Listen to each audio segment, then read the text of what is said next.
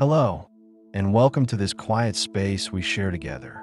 Tonight, we turn our attention to something extraordinary that is happening inside you right now, at this very moment, without any effort or thought on your part. It is a rhythm so fundamental, so deeply woven into the fabric of your existence, that you rarely pause to notice it. Yet it has been with you since before you were born, and it will accompany you through every moment of your life. It is the pulse, the heartbeat, the gentle drumming that moves through your chest and echoes in your wrists, your neck, your temples. And within this rhythm lies a universe of calm, of order, of quiet wonder that we will explore together as the night unfolds around us. You can let your shoulders settle if you haven't already. There is no urgency here, no need to hold anything tightly. Perhaps you have come to the end of a long day, or maybe you're simply seeking a moment of stillness in the midst of everything else. Whatever has brought you here, you are welcome. Your mind may be full, or it may already be drifting toward rest. Either way, there is space for you in this gentle unfolding of ideas, in this slow walk through the science of rhythm and pulse, heartbeat and breath. If these journeys bring you comfort, you're welcome to return anytime. There is always more to discover, more quiet marvels waiting in the corners of the everyday. And so, let us begin with the most fundamental truth about your pulse. It is not simply a mechanical event, not merely a pump pushing fluid through tubes.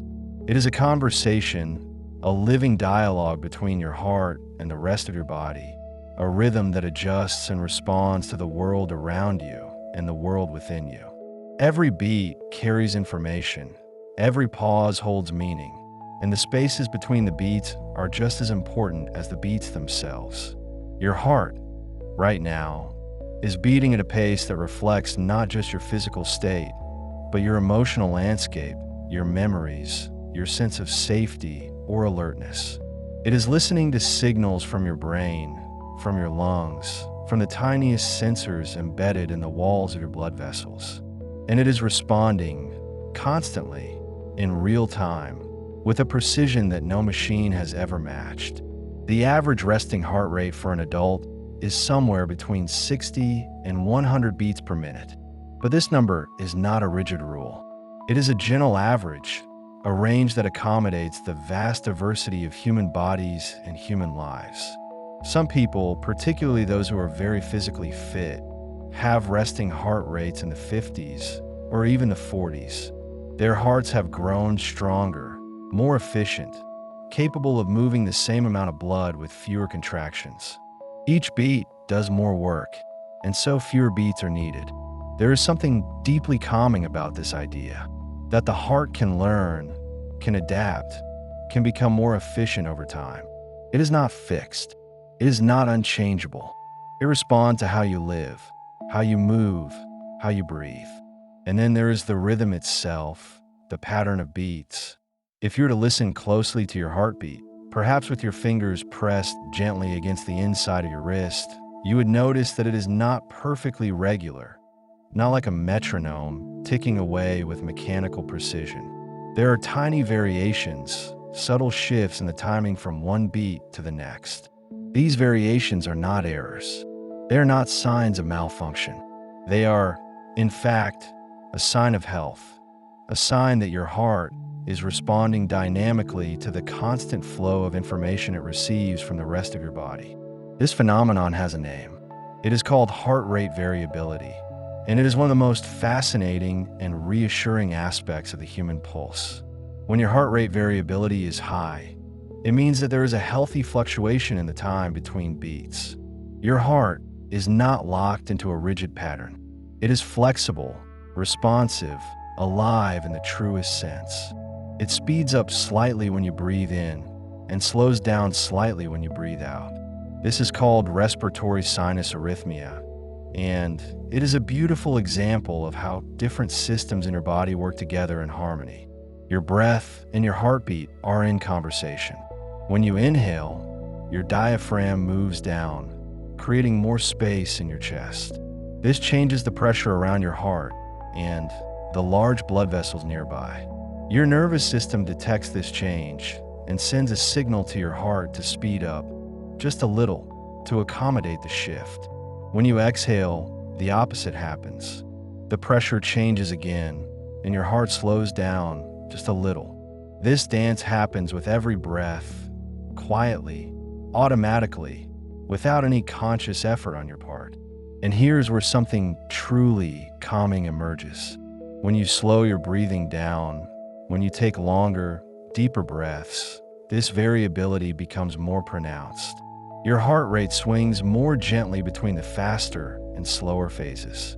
This increased variability is associated with a state of calm, with the activation of the parasympathetic nervous system, the part of your nervous system responsible for rest, digestion, and recovery.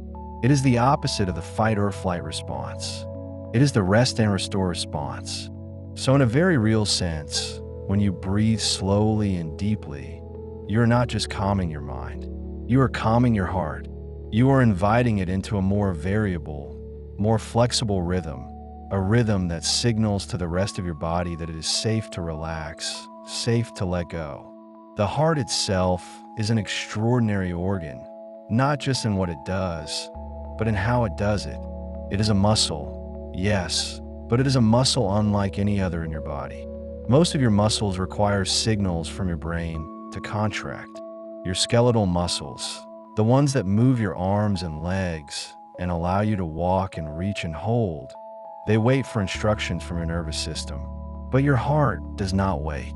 It does not need permission from your brain to beat. Deep within the heart, in a small cluster of cells located in the upper right chamber, there is a structure called the sinoatrial node. This is often called the heart's natural pacemaker. These cells have a remarkable ability. They generate their own electrical impulses spontaneously, rhythmically, without any external input. They depolarize and repolarize in a steady cycle, creating a wave of electricity that spreads through the heart muscle, causing it to contract in a coordinated, efficient way. This means that your heart is, in a sense, self-sufficient. It carries within itself the spark of its own rhythm. If you were to remove a heart from the body and place it in a dish with the right nutrients and conditions, it would continue to beat on its own, driven by the intrinsic rhythm of those pacemaker cells. This is not a morbid thought. It is a testament to the heart's independence, its fundamental aliveness. Of course, in the living body, the heart does not operate in isolation. It is constantly receiving input from the nervous system, from hormones, from the chemical environment of the blood. The autonomic nervous system, which operates below the level of conscious control, has two branches that influence the heart in opposite ways. The sympathetic branch, often associated with stress and activity, speeds the heart up and makes it beat more forcefully. The parasympathetic branch, carried primarily through the vagus nerve, slows the heart down and promotes a state of calm. The vagus nerve is a long, wandering nerve that originates in the brainstem and travels down through the neck and chest, sending branches to many different organs, including the heart. When the vagus nerve is active, it releases a chemical messenger called acetylcholine, which binds to receptors on the heart cells and slows down the pacemaker. This is why activities that stimulate the vagus nerve, like slow breathing, meditation, or even gentle humming, can have such a profound calming effect on the heart rate. There is something deeply reassuring about knowing that you have this built-in system for calming yourself, this direct line of communication between your breath, your brain, and your heart. You do not need any special equipment or training. You simply need to breathe slowly and gently and allow the rhythm to shift. And the heart's rhythm is not just about the speed of the beats. It is also about the coordination, the precise timing of the electrical signals that ensure all the different parts of the heart contract in the right order. The heart has 4 chambers, 2 smaller upper chambers called atria, and 2 larger lower chambers called ventricles. The electrical impulse begins in the sinoatrial node, located in the right atrium. and spreads across both atria, causing them to contract and push blood down into the ventricles. Then the signal reaches another specialized cluster of cells called the atrioventricular node, located between the atria and the ventricles. This node acts as a gatekeeper, briefly delaying the electrical signal before allowing it to pass down into the ventricles. This delay is crucial. It ensures that the atria have time to finish contracting and emptying their blood into the ventricles before the ventricles themselves begin to contract. Without this delay, the heart would not pump efficiently. The chambers would be fighting against each other, rather than working in harmony. From the atrioventricular node, the electrical signal travels down specialized pathways called the bundle of His and the Purkinje fibers, which spread the signal rapidly throughout the ventricles, causing them to contract from the bottom up, pushing blood out into the lungs and the rest of the body. This entire sequence, from the first spark in the sinoatrial node to the final contraction of the ventricles, takes less than a second, and it happens over and over, roughly once every second, for your entire life. The heart is tireless in a way that is almost difficult to comprehend. It begins beating when you're still an embryo, just a few weeks after conception, long before you have a brain or lungs or any awareness of your own existence. And it continues, without pause, without rest, for decades. The average heart beats about 100,000 times a day, about 35 million times a year, about 2.5 billion times over the course of an average human lifespan. And yet, despite this constant activity, the heart does have moments of rest. Not in the sense that it stops beating, but in the sense that between each contraction, there's a moment of relaxation, a moment when the muscle fibers lengthen and the chambers fill with blood. This phase is called diastole, and it is just as important as the contraction phase called systole. During diastole, the heart muscle itself receives its own blood supply through the coronary arteries, which branch off from the aorta and wrap around the surface of the heart.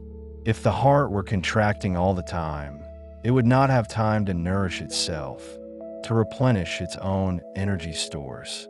So even in its constant work, the heart has built-in rhythms of rest and activity, of contraction and release. It is a model of balance, of sustainable effort, and the pulse that you feel in your wrist or in your neck or anywhere else you can detect it is the echo of this rhythm. It is not the blood itself that you are feeling, not a wave of fluid rushing through your arteries. It is a pressure wave, a ripple that travels through the walls of the blood vessels with each contraction of the heart. When the left ventricle contracts and pushes blood out into the aorta expands slightly to accommodate the sudden influx of blood. This expansion travels outward along the length of the aorta and into the smaller arteries, moving faster than the blood itself. By the time this pressure wave reaches your wrist, the blood that caused it is still much closer to your heart. This is why you can feel your pulse almost instantly, even in your feet, even though it takes several seconds for any given drop of blood to travel from your heart to your toes. The pressure wave moves much faster than the flow. It is a message, a signal, a physical manifestation of the heart's rhythm, transmitted through the elastic walls of the arteries. The speed at which this pressure wave travels is called the pulse wave velocity, and it is influenced by the stiffness of the arteries. In young, healthy arteries, which are flexible and elastic, the pulse wave travels more slowly.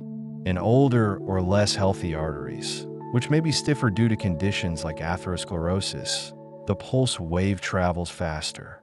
This is one of the reasons why pulse wave velocity is sometimes measured as an indicator of cardiovascular health. Slower is generally better because it reflects more flexible, more youthful blood vessels. There is something poetic about this, the idea that the flexibility of your arteries is reflected in the speed of a wave, a ripple that you can feel with your fingertips. It is a reminder that the body is not a collection of separate parts, but an integrated whole, where the properties of one system influence and reflect the properties of others.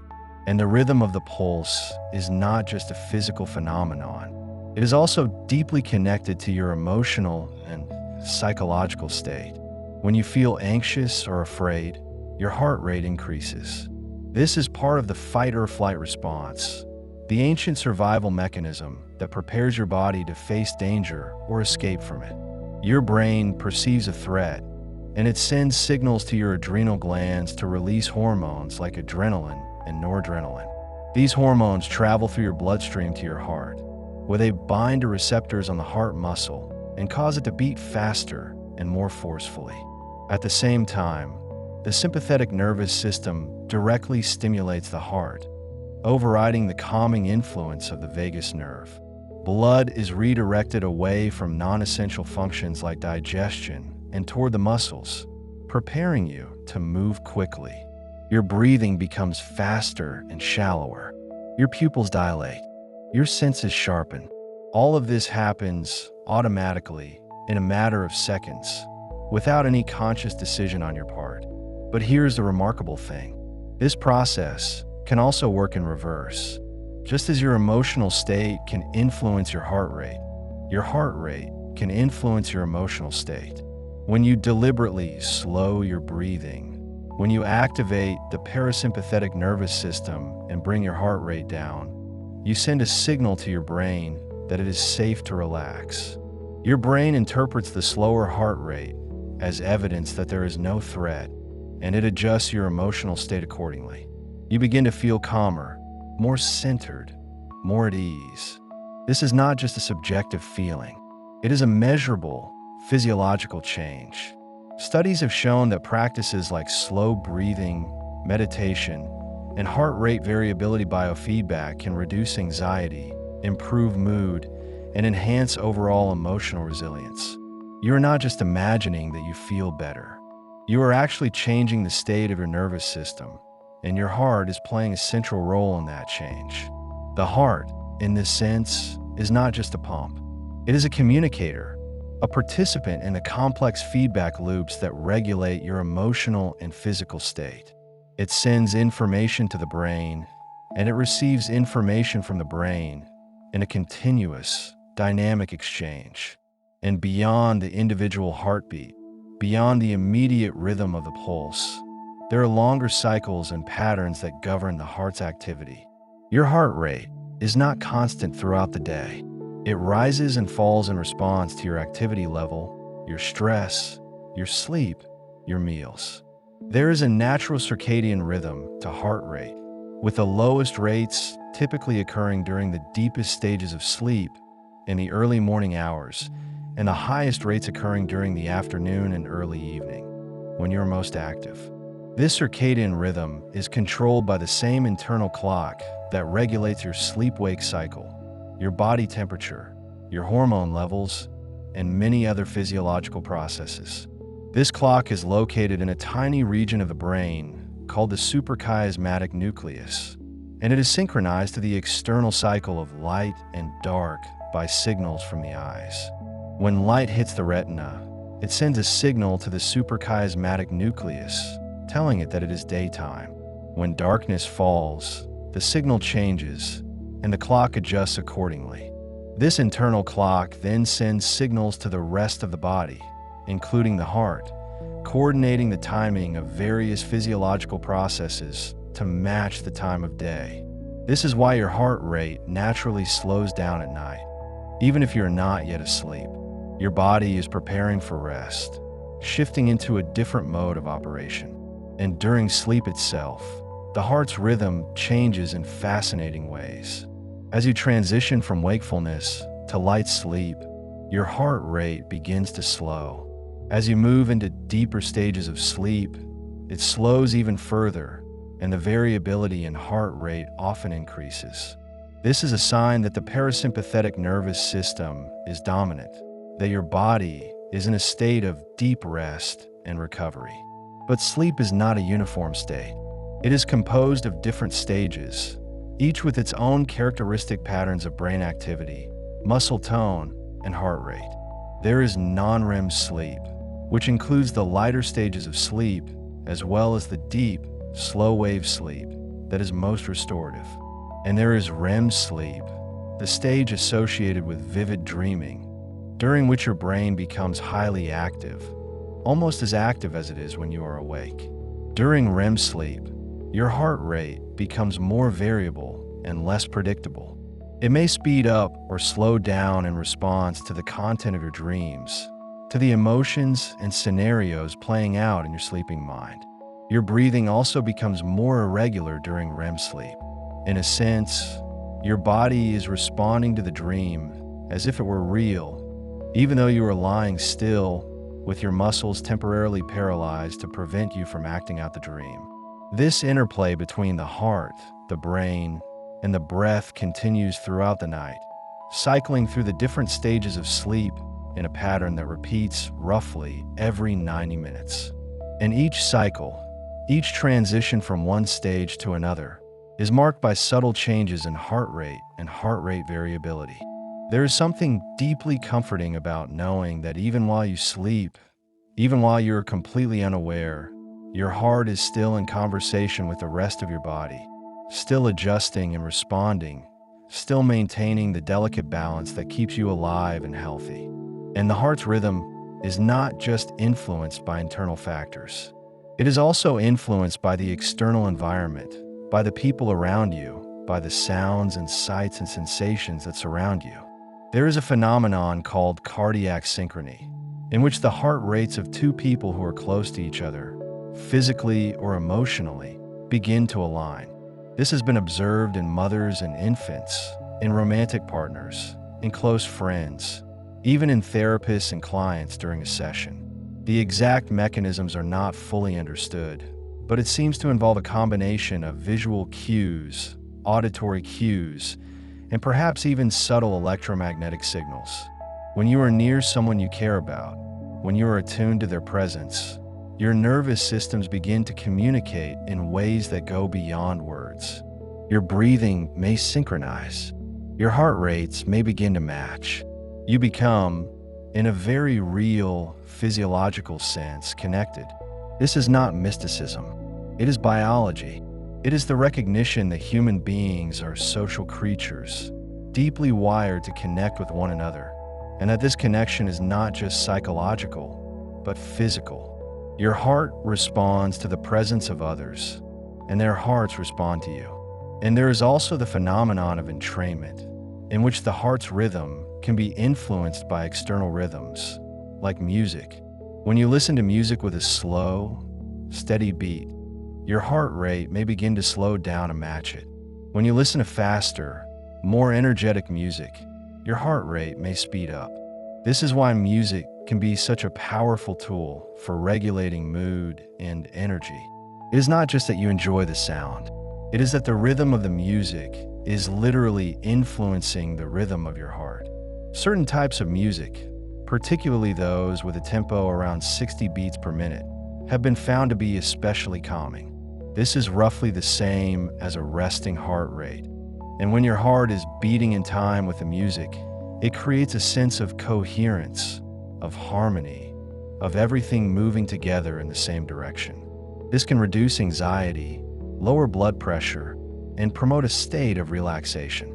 And beyond music, there are other rhythms in the environment that can influence the heart. The rhythm of waves on a shore, the rhythm of rain on a roof, the rhythm of a rocking chair or a swinging hammock. These gentle, repetitive motions and sounds can have a soothing effect on the nervous system, helping to slow the heart rate and promote a sense of calm. This is part of why nature is so restorative. It is full of rhythms, of cycles, of patterns that resonate with the rhythms inside your own body. The rising and setting of the sun, the phases of the moon, the changing of the seasons, the ebb and flow of the tides. These are all rhythms. And when you spend time in nature, you are immersing yourself in a world that moves at a pace that is more compatible with your own internal rhythms, more conducive to rest and restoration. And the heart's rhythm is not just about the present moment. It is also a record of your past. a reflection of your history.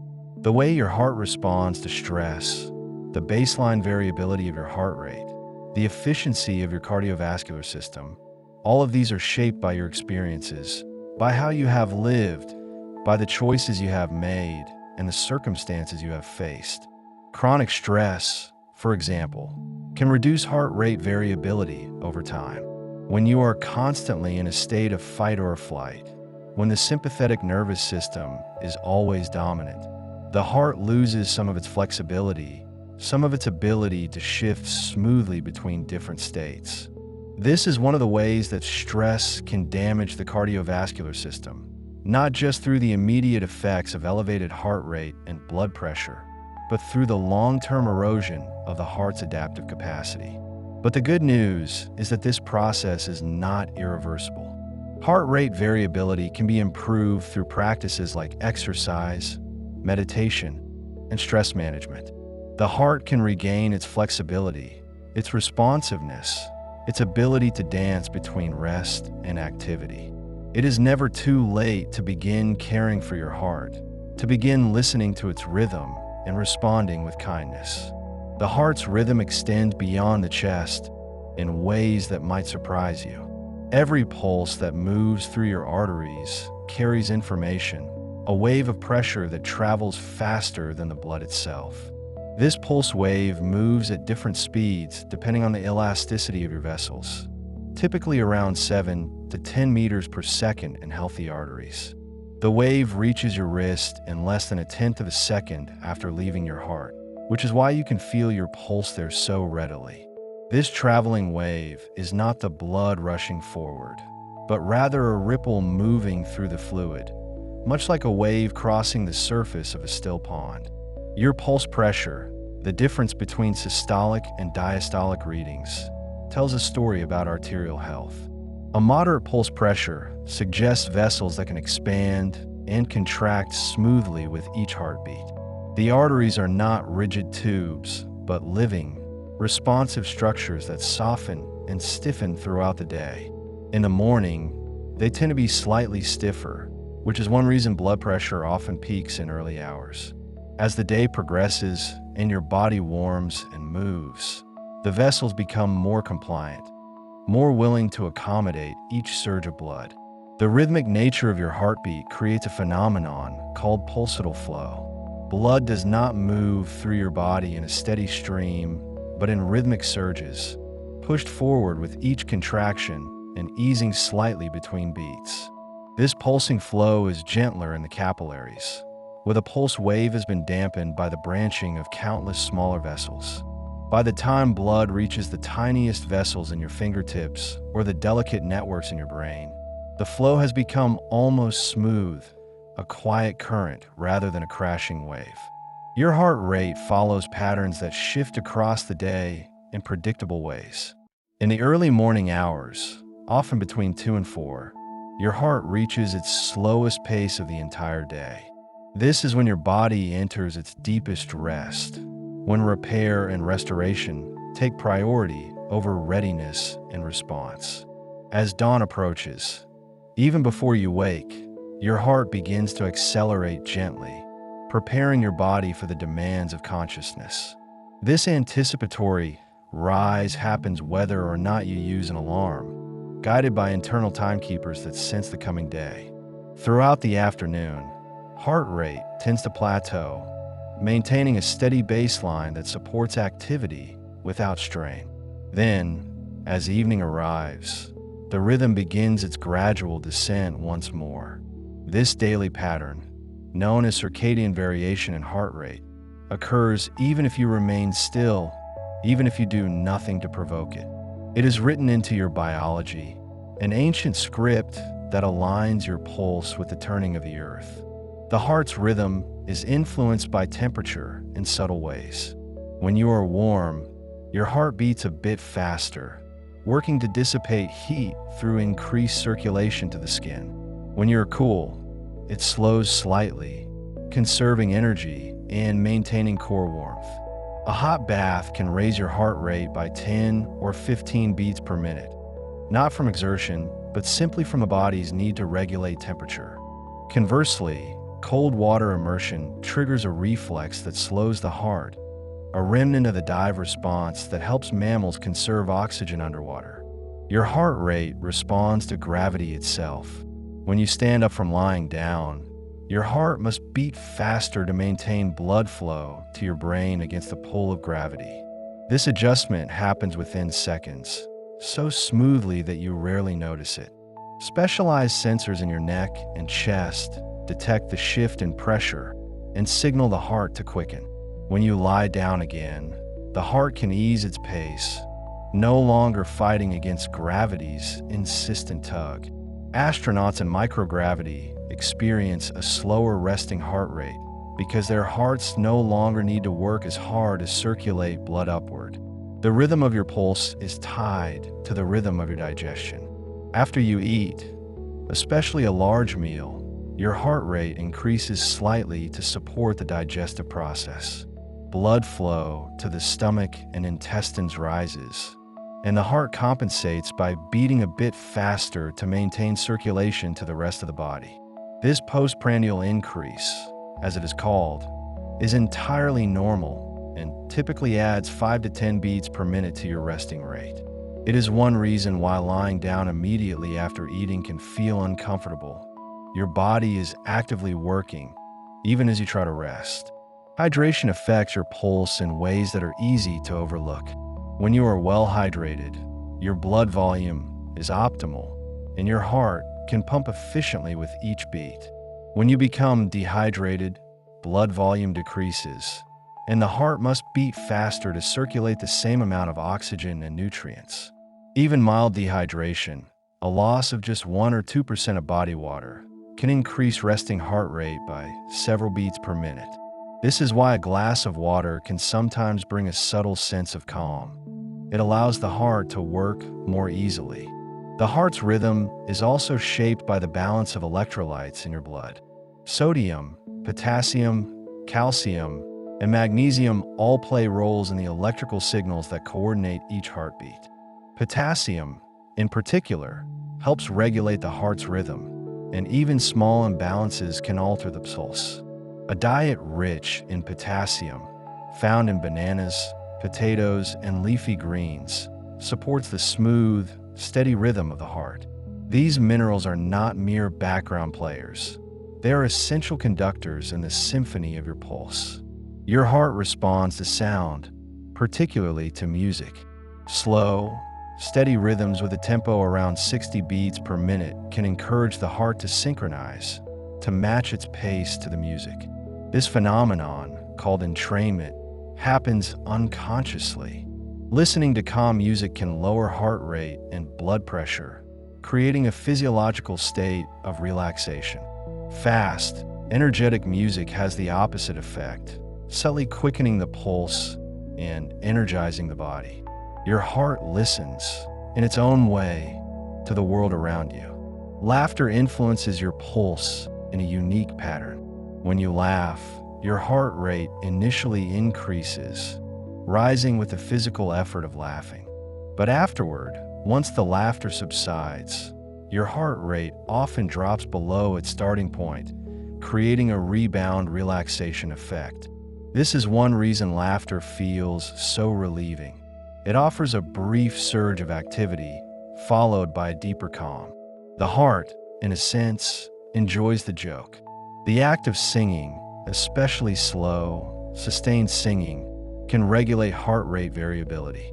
When you sing, you naturally extend your exhalations, which activates the parasympathetic nervous system and slows the heart. Choral singers often show synchronized heart rate patterns during group singing, their pulses aligning in subtle harmony. This shared rhythm may be part of why singing together feels so connecting, so soothing. Your heart joins in the song, even as your voice carries the melody. Your heart rate is influenced by the people around you. Studies have shown that when two people sit quietly together, especially if they're close or emotionally connected, their heart rates can begin to synchronize. This is not a conscious process, but a subtle physiological attunement, a quiet conversation between nervous systems. The presence of a calm person can help slow your heart rate, while the presence of an anxious person can subtly quicken it. We are more interconnected, physiologically, than we often realize. Pets have a measurable effect on heart rate. Petting a dog or cat, especially in a slow, rhythmic motion, tends to lower heart rate and blood pressure in both the human and the animal. The repetitive, gentle motion and the warmth of contact create a feedback loop of calm. This is why therapy animals are so effective in hospitals and stressful environments. They offer a biological anchor, a living rhythm that soothes the human pulse. The heart's rhythm is intimately connected to the rhythm of sleep. As you drift towards sleep, your heart rate gradually declines, dropping 10 to 20 beats per minute below your waking baseline.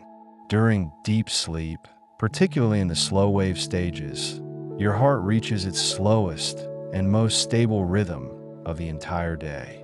This is when repair happens most efficiently, when the heart itself can rest while still performing its essential work.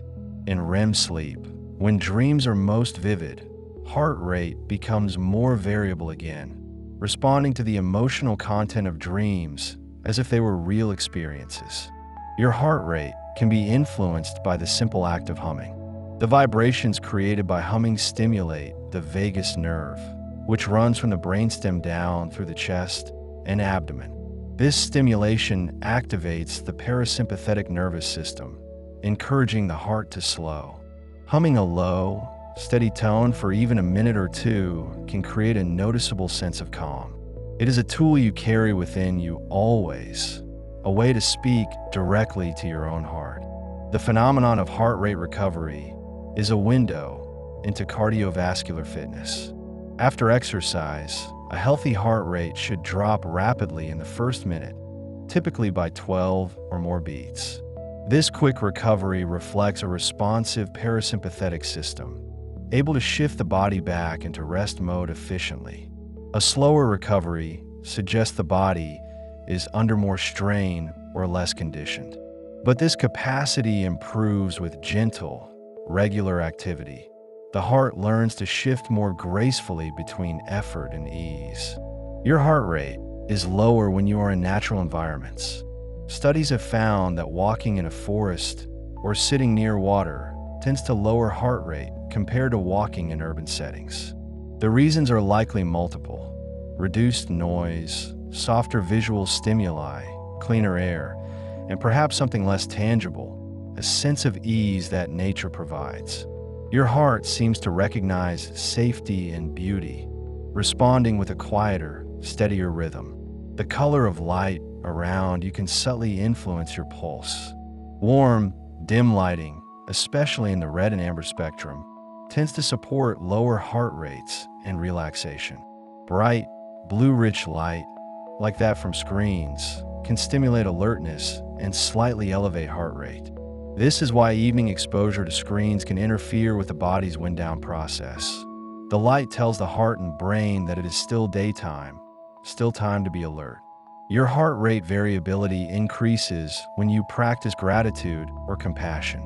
Research in the field of psychophysiology has shown that positive emotional states create more coherent, harmonious heart rhythms.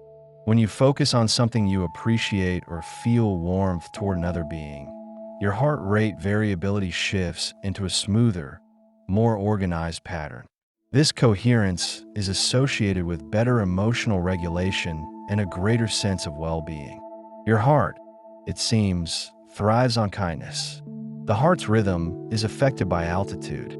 At higher elevations, where oxygen is less abundant, the heart compensates by beating faster to deliver adequate oxygen to tissues. Even at moderate altitudes, a few thousand feet above sea level, resting heart rate can increase by 5 to 10 beats per minute. Over days and weeks, the body acclimates, producing more red blood cells and allowing the heart to slow back toward its baseline. This is the body's quiet negotiation with the environment, adjusting its inner rhythm to match the outer world. Your pulse is influenced by the phase of your menstrual cycle, if you experience one. Heart rate tends to be slightly lower in the follicular phase, the first half of the cycle, and rises by a few beats per minute during the luteal phase, after ovulation. This shift is driven by hormonal changes, particularly the rise in progesterone, which has a mild stimulating effect on the heart. These fluctuations are subtle but real, another layer of rhythm woven into the body's cycles. The heart's rhythm can be influenced by the act of storytelling, both telling and listening. When you listen to a compelling story, your heart rate tends to synchronize with the emotional arc of the narrative, quickening during tension and slowing during resolution. This is part of why stories are so powerful. They create a shared physiological experience, a rhythm that moves through the listener's body. Your heart follows the story, living it in miniature. The heart responds to touch in profound ways. Gentle, slow touch, especially on the skin of the arms, back, or face, activates nerve fibers that send calming signals to the brain. This, in turn, slows the heart rate and reduces the release of stress hormones. A slow, comforting touch, whether from another person or even from your own hand, can be a direct pathway to a calmer pulse. The skin and the heart are in constant communication, speaking a language of pressure and warmth. Your heart rate is influenced by the rhythm of your daily routines. Regular sleep and wake times, consistent meal schedules, and predictable activity patterns all support stable heart rate variability. The body thrives on rhythm and predictability, which allow its internal systems to anticipate and prepare. Irregular schedules, on the other hand, can create subtle stress, reflected in less variable and less adaptable heart rhythms. Routine is not monotony. It is a gift to the heart. The heart's rhythm is shaped by the balance between effort and rest. Chronic stress, with no opportunity for recovery, reduces heart rate variability and keeps the heart in a state of constant mild activation. But regular periods of true rest, where the body feels safe and undemanded, restore variability and resilience. This balance is not about perfection, but about rhythm, the natural oscillation between doing and being. Your heart rate slows when you focus on something absorbing and non-threatening. This state, sometimes called flow or deep focus, is associated with a calm, steady heart rhythm. Whether you're reading, drawing, gardening, or solving a puzzle, the combination of attention and ease creates a physiological signature of relaxation. The heart seems to enjoy purposeful calm, the marriage of engagement and peace. The heart's rhythm is influenced by the scents around you. Certain aromas, such as lavender, chamomile, and sandalwood, have been shown to lower heart rate and promote relaxation. The olfactory system is closely linked to the limbic system, the emotional center of the brain, and calming scents can quickly shift the body into a parasympathetic state. Your heart responds to the invisible chemistry of the air, to molecules that carry meaning beyond their structure. Your pulse is affected by the act of giving. Acts of kindness, generosity, or caregiving activate reward centers in the brain and create a sense of warmth and connection. This emotional shift is accompanied by a decrease in heart rate and blood pressure, a physiological reflection of the ease that comes from helping others. The heart, it seems, is wired for connection, and it responds to generosity with its own form of gratitude. The heart's rhythm is influenced by the stories you tell yourself. Thoughts of worry, threat, or inadequacy activate the sympathetic nervous system and increase heart rate. Thoughts of safety, capability, or hope activate the parasympathetic system and allow the heart to slow. This is not about forced positivity, but about recognizing that the heart listens to the mind, and the mind can choose, at least sometimes, where to place its attention. Your heart rate is lower when you feel a sense of belonging. Social connection, whether with family, friends, or community, is associated with lower resting heart rates and better heart rate variability. Loneliness, conversely, is a physiological stressor that keeps the heart in a state of mild alarm. Belonging is not just an emotional need. It is a biological one, woven into the rhythm of the pulse. The heart's rhythm can be influenced by the simple act of placing a hand over your chest.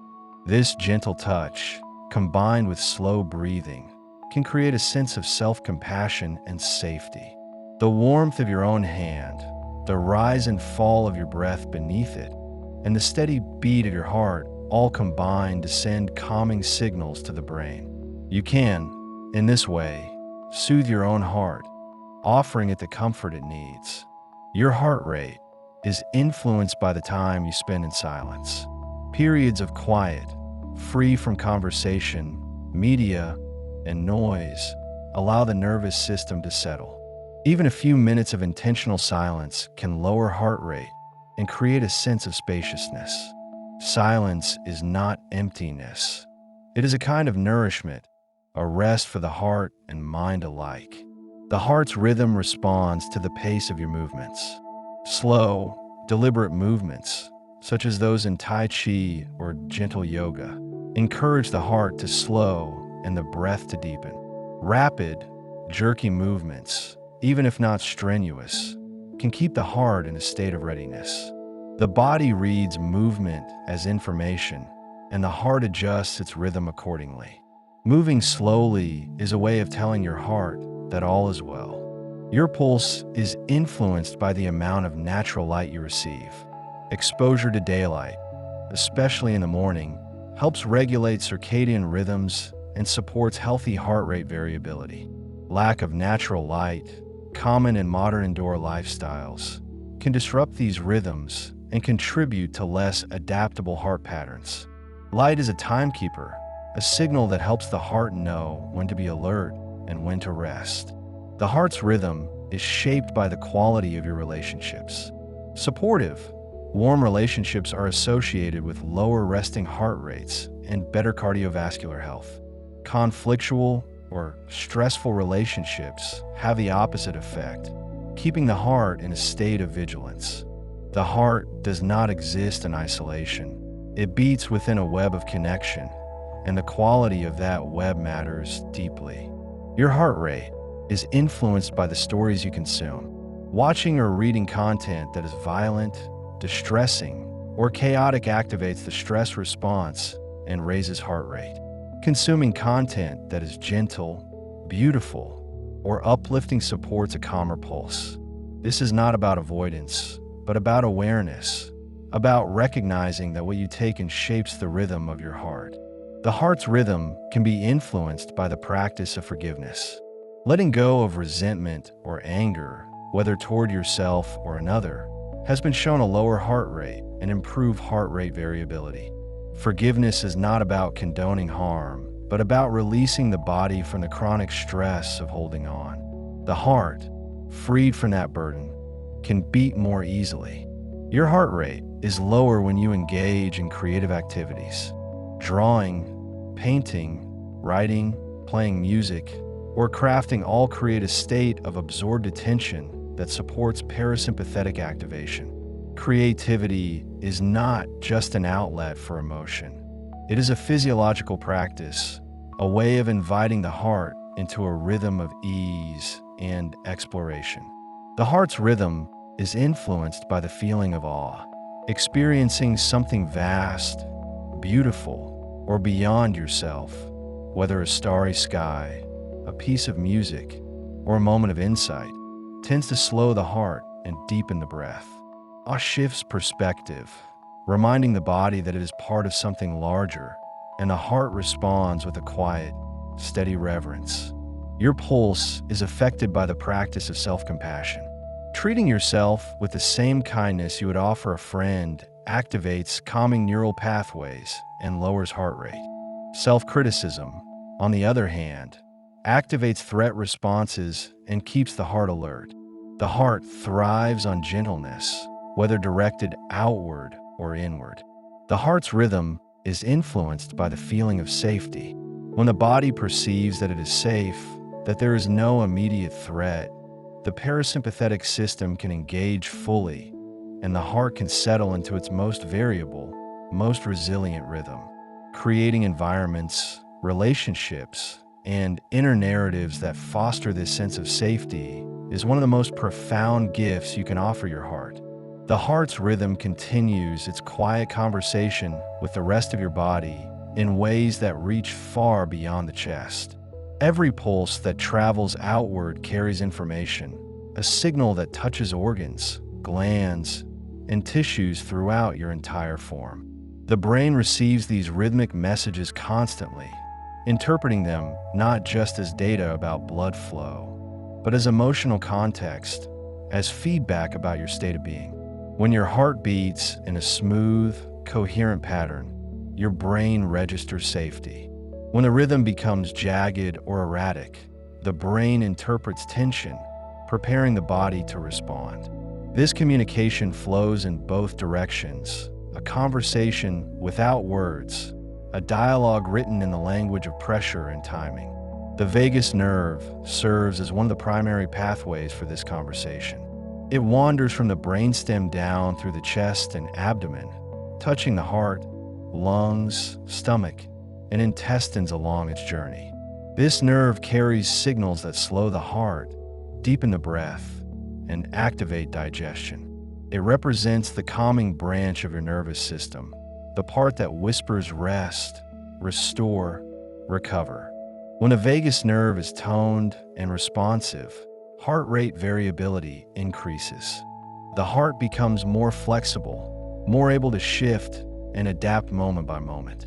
People with higher vagal tone tend to recover more quickly from stress, to regulate emotions more smoothly, to connect more easily with others. This tone can be strengthened over time through practices that soothe and steady the nervous system. Slow breathing directly stimulates the vagus nerve. When you extend your exhale, making it longer than your inhale, you activate the parasympathetic response. The heart slows. Blood pressure drops slightly. The body interprets this pattern as a signal that all is well, that there is no threat requiring vigilance.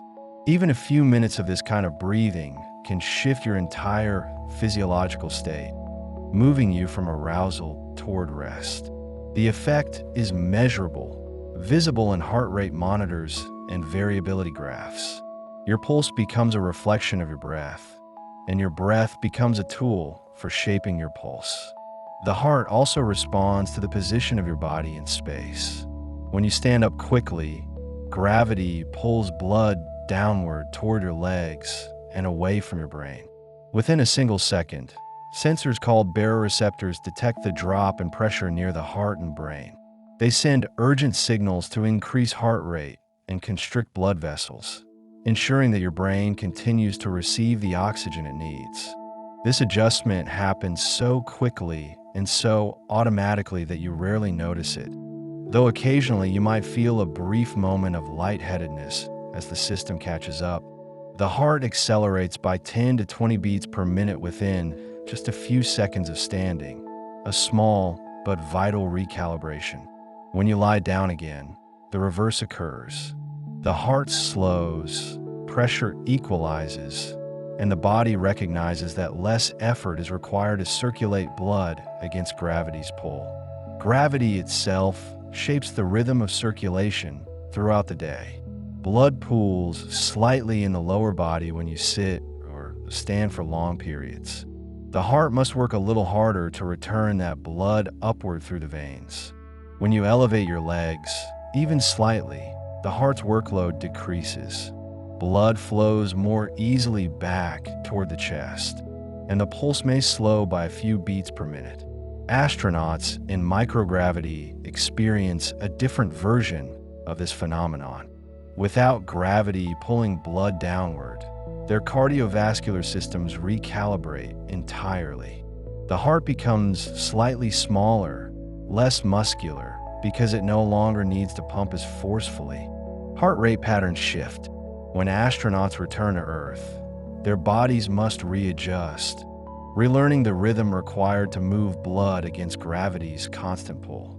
Temperature also plays a quiet role and shaping your pulse. When your body becomes too warm, the heart beats faster to circulate blood toward the skin, where heat can radiate away into the surrounding air. For every degree Celsius your core temperature rises, your heart rate may increase by about 10 beats per minute. This is why a fever often brings a racing pulse, why a hot bath can leave you feeling drowsy as your heart works to cool you down afterward. Conversely, when you become cold, blood vessels near the skin constrict to preserve warmth for vital organs. The heart may slow slightly, conserving energy, focusing its efforts inward. Extreme cold can bring dangerous changes, but mild coolness often steadies the pulse, creating a sense of calm alertness. Immersion in water brings its own unique effect on heart rate, something called the dive reflex.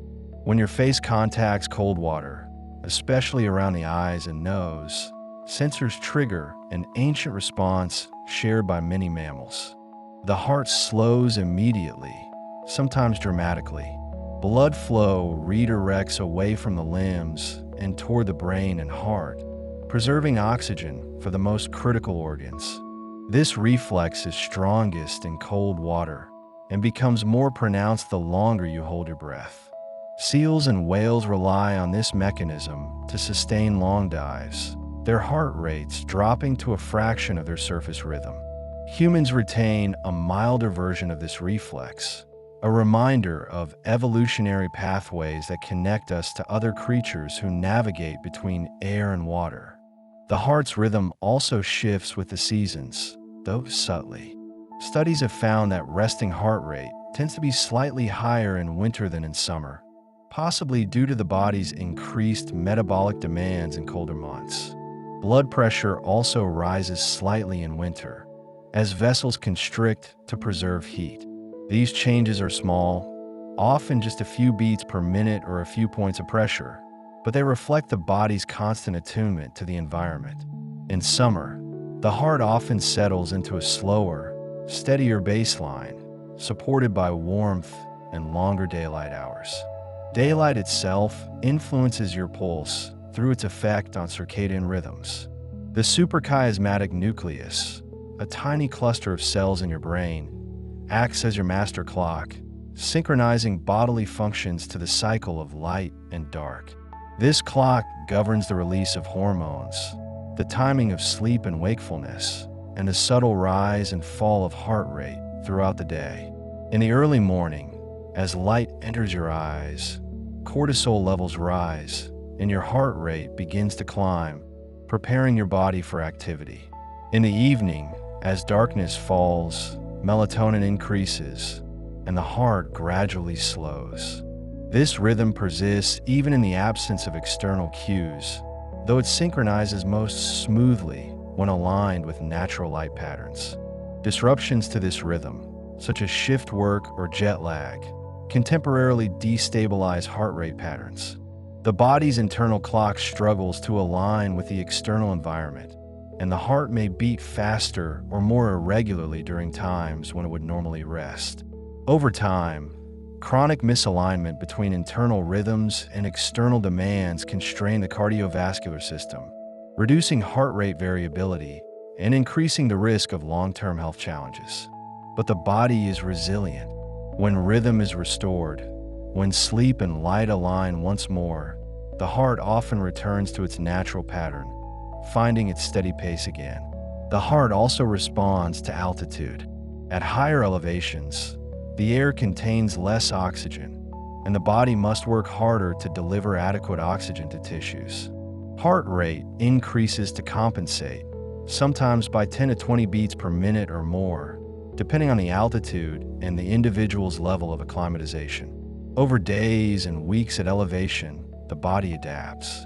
It produces more red blood cells to carry oxygen more efficiently, and the heart rate gradually returns towards baseline. This adaptation is temporary.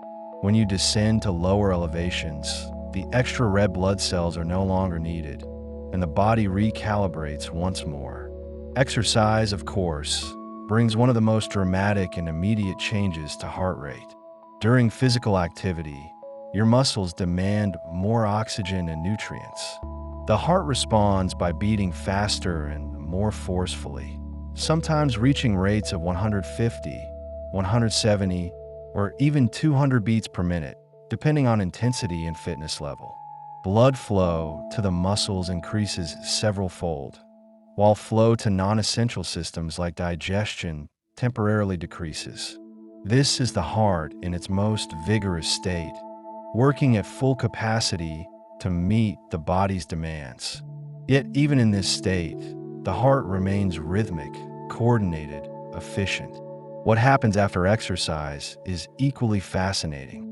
When you stop moving, your heart rate begins to drop, but the speed of this recovery reveals important information about cardiovascular fitness.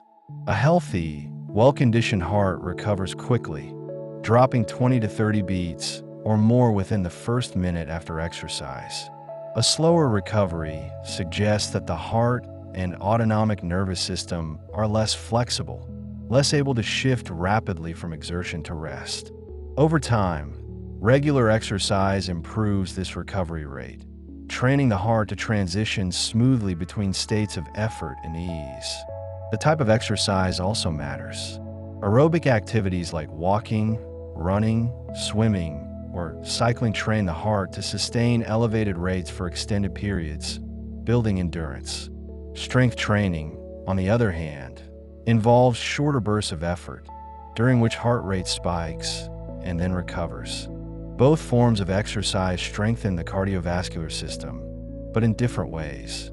Aerobic exercise tends to increase stroke volume, the amount of blood the heart pumps with each beat, allowing the heart to work more efficiently at rest. Strength training builds muscular support for circulation, improving the body's ability to return blood to the heart from the limbs. Interestingly, even very gentle movement can influence heart rate. Stretching, yoga, and Tai Chi often involve slow, deliberate motions paired with controlled breathing. These practices activate the parasympathetic nervous system, lowering heart rate and promoting relaxation even as the body moves. The heart responds not only to the intensity of movement, but also to the quality and intention behind it. Rushed, tense movement may keep the heart rate elevated and variability low. Smooth, mindful movement encourages the heart to settle into a calm, coherent rhythm. The heart's response to stress is one of its most well-known characteristics. When you perceive a threat, whether physical or psychological, the sympathetic nervous system activates. Adrenaline floods the bloodstream. Heart rate increases, sometimes rapidly, preparing the body to fight or flee. Blood pressure rises. Pupils dilate. Digestion pauses. This is the acute stress response, a survival mechanism refined over millions of years. In the short term, it is adaptive, even life-saving. But when stress becomes chronic, when the body remains in a state of heightened arousal for days, weeks, or months, the cardiovascular system pays a price. Heart rate variability decreases. The heart loses some of its flexibility. Blood pressure may remain elevated, and the risk of long-term cardiovascular issues increases. Chronic stress also affects the heart through inflammation. Prolonged activation of the stress response triggers the release of inflammatory molecules that can damage blood vessels and contribute to the buildup of arterial plaque. The heart must work harder to pump blood through narrowed or stiffened vessels. Over time, this added strain can weaken the heart muscle itself. Yet the body is not helpless in the face of stress. Practices that activate the relaxation response, such as meditation, deep breathing, time in nature, and social connection, can counteract these effects, restoring balance to the nervous system and flexibility to the heart's rhythm. The heart also responds to emotional states in ways that are immediate and measurable. Anxiety tends to increase heart rate and reduce variability, creating a pattern that feels jagged and unstable. Anger produces a similar effect, with sharp spikes in heart rate and blood pressure. Sadness, on the other hand, may slow the heart slightly, creating a heavy, subdued rhythm. Joy and contentment tend to increase heart rate variability, allowing the heart to shift fluidly between faster and slower beats. These patterns are not just internal experiences. They can be detected by others, consciously or unconsciously, through subtle cues in voice, posture, and presence. Gratitude, as mentioned earlier, has a particularly soothing effect on the heart. When you bring to mind something or someone you appreciate, your heart rhythm often becomes more coherent, more organized. This coherence is not the same as a slow heart rate. Rather, it reflects a smooth, wave-like pattern in the variability between beats. Coherence is associated with improved cognitive function, emotional stability, and physical health. It represents a state in which the heart, brain, and nervous system are working in harmony, aligned and balanced.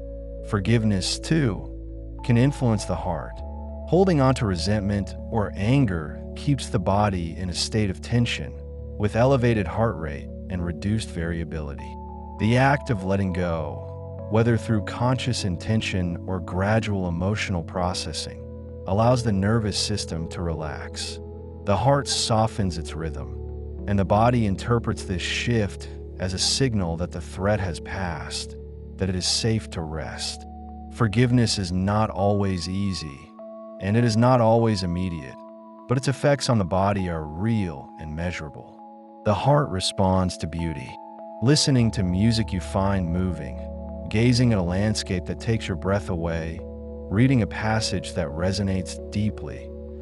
All of these experiences can create a sense of awe, a feeling that momentarily transcends everyday concerns. Awe has been shown to activate the parasympathetic nervous system, slowing the heart and deepening the breath.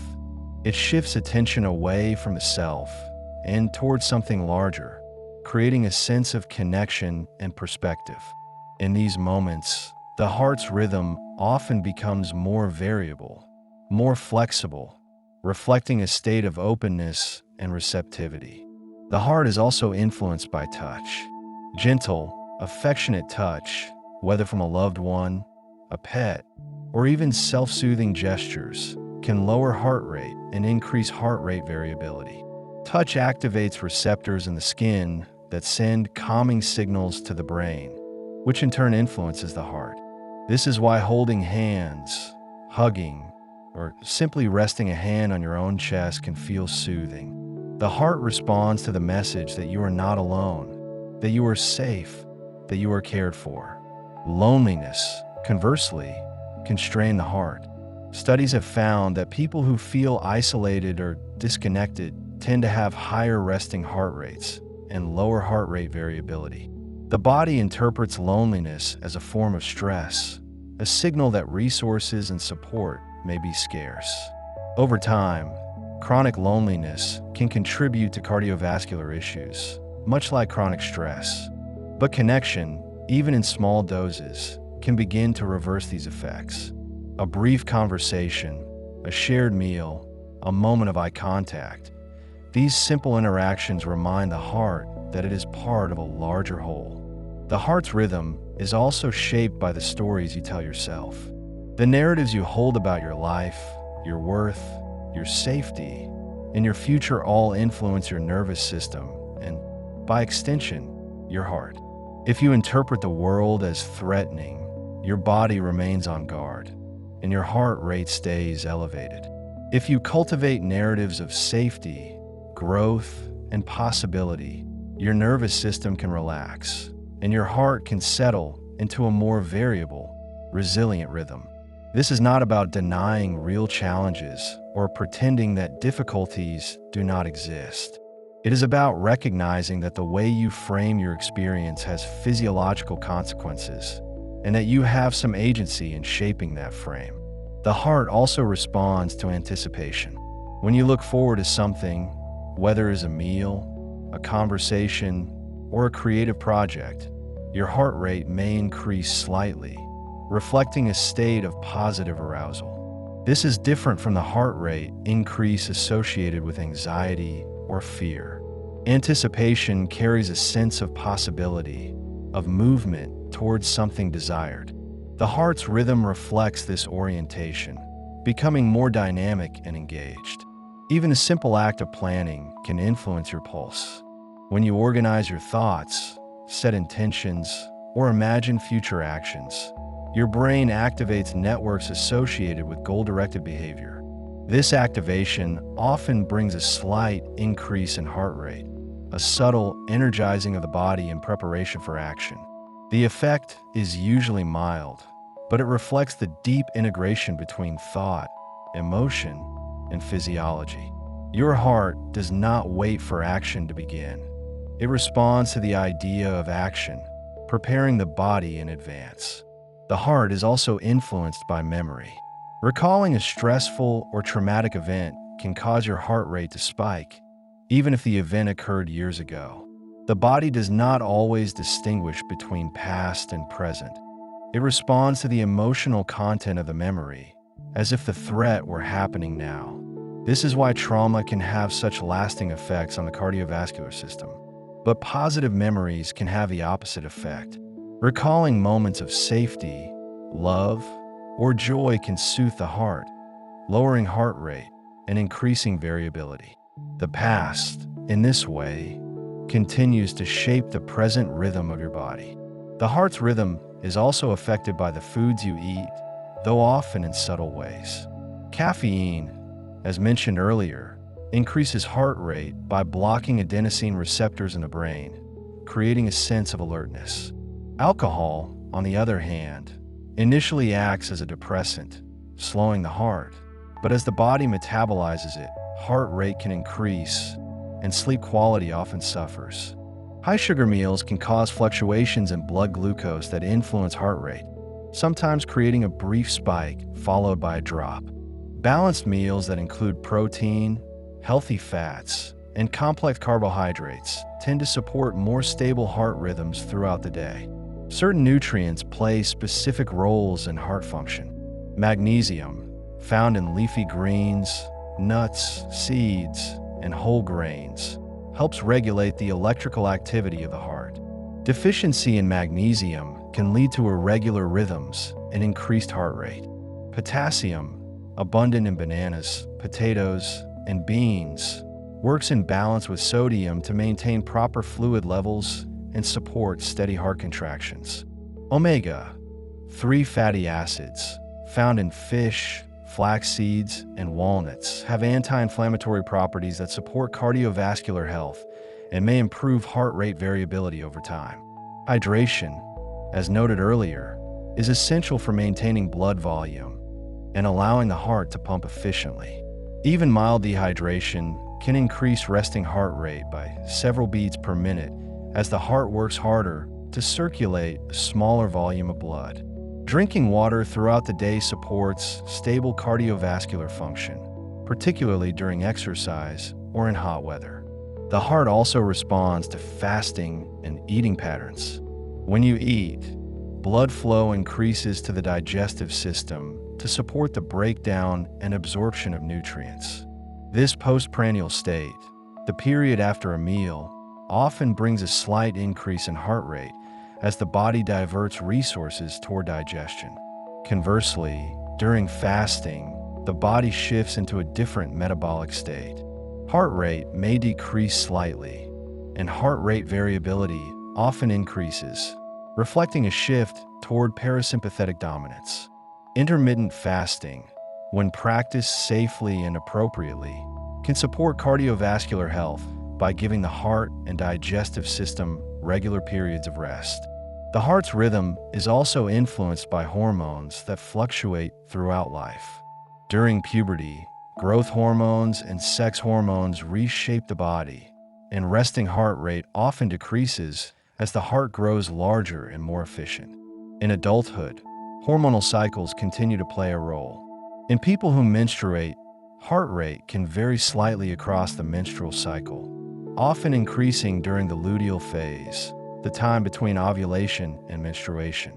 Pregnancy brings dramatic changes to the cardiovascular system. Blood volume increases by nearly 50%, and resting heart rate rises to meet the demands of supporting both the pregnant person and the developing fetus. After childbirth, the heart gradually returns to its pre-pregnancy rhythm over the course of weeks or months. Menopause also affects the heart. As estrogen levels decline, heart rate variability may decrease, and resting heart rate may increase slightly. Estrogen has protective effects on the cardiovascular system, and its reduction can contribute to changes in heart function. However, lifestyle factors such as exercise, stress management, and nutrition continue to play a significant role in maintaining heart health during and after this transition. Aging itself brings changes to the heart's rhythm. The sinoatrial node, the heart's natural pacemaker, loses some of its cells over time, and the maximum heart rate gradually decreases. A common estimate is that maximum heart rate equals 220 minus your age, though this varies widely among individuals. Resting heart rate may increase slightly with age, and heart rate variability tends to decrease, reflecting changes in the autonomic nervous system. However, these changes are not inevitable or uniform. People who remain physically active, manage stress effectively, and maintain social connections often preserve higher heart rate variability and more resilient cardiovascular function well into older age. The heart also responds to illness. Fever, as mentioned, increases heart rate as the body works to fight infection and regulate temperature. Inflammation, whether from injury, illness, or chronic conditions, can also elevate heart rate and reduce variability. Pain, too, affects the heart. Acute pain typically increases heart rate as part of the stress response, while chronic pain can lead to sustained changes in cardiovascular function, including reduced variability and elevated baseline heart rate. Managing pain effectively, whether through medical treatment, physical therapy, or mind-body practices, can help restore more balanced heart rhythms. The heart is remarkably sensitive to the state of other organs. Kidney function, for example, plays a crucial role in regulating blood pressure and fluid balance, both of which directly affect heart rate. Thyroid hormones regulate metabolism and have a profound impact on cardiovascular function. Hyperthyroidism, an overactive thyroid, causes the heart to beat faster, sometimes leading to palpitations or irregular rhythms. Hypothyroidism, an underactive thyroid, slows the heart and can reduce cardiac output. The heart does not function in isolation. It is part of an intricate web of systems that constantly communicate and adjust. The heart's rhythm also reflects the balance between effort and rest in your life. When you push yourself relentlessly, without adequate recovery, the heart remains in a state of elevated arousal. Resting heart rate may creep upward, and heart rate variability may decline. This is a sign that the nervous system is struggling to return to a state of rest, that the balance is tipped too far toward activity. Rest, in this context, is not laziness or indulgence. It is a biological necessity. The heart needs time to recover, to slow, to restore its reserves. Sleep, relaxation, and periods of low demand allow the heart to recalibrate, to return to a state of flexibility and resilience. The heart also benefits from routine. Regular sleep and wake times, consistent meal patterns, and predictable periods of activity and rest all support stable circadian rhythms, which in turn support healthy heart function. The body thrives on rhythm, on the predictable ebb and flow of demands and recovery. When life becomes chaotic, when routines dissolve, the heart often reflects this instability through increased resting heart rate and decreased variability. Restoring routine, even in small ways, can help the heart find its steady pace once more. The heart's rhythm is also shaped by purpose and meaning. Research has found that people who report a strong sense of purpose in life tend to have better cardiovascular health, including lower resting heart rates and higher heart rate variability. Purpose provides a framework for navigating challenges, a reason to care for oneself, a motivation to engage with life. It is not about grand achievements or external recognition. It is about feeling that your actions matter, that your presence has value. This sense of mattering soothes the nervous system, allowing the heart to rest more fully. The heart responds to creativity. Engaging in creative activities, whether painting, writing, playing music, or cooking, often brings a state of flow, a sense of timelessness and absorption. In this state, heart rate variability tends to increase, reflecting a balance between focus and relaxation. Creativity is not stressful in the way that threat or pressure is stressful. It is engaging without being depleting. The heart recognizes this difference, settling into a rhythm that supports sustained attention without strain. The heart also responds to play. Laughter, games, and lighthearted interaction activate the parasympathetic nervous system, increasing heart rate variability and promoting a sense of ease. Play is often dismissed as frivolous, but it serves a vital function in maintaining balance within the nervous system. It reminds the body that not everything is urgent, that there is space for joy and spontaneity.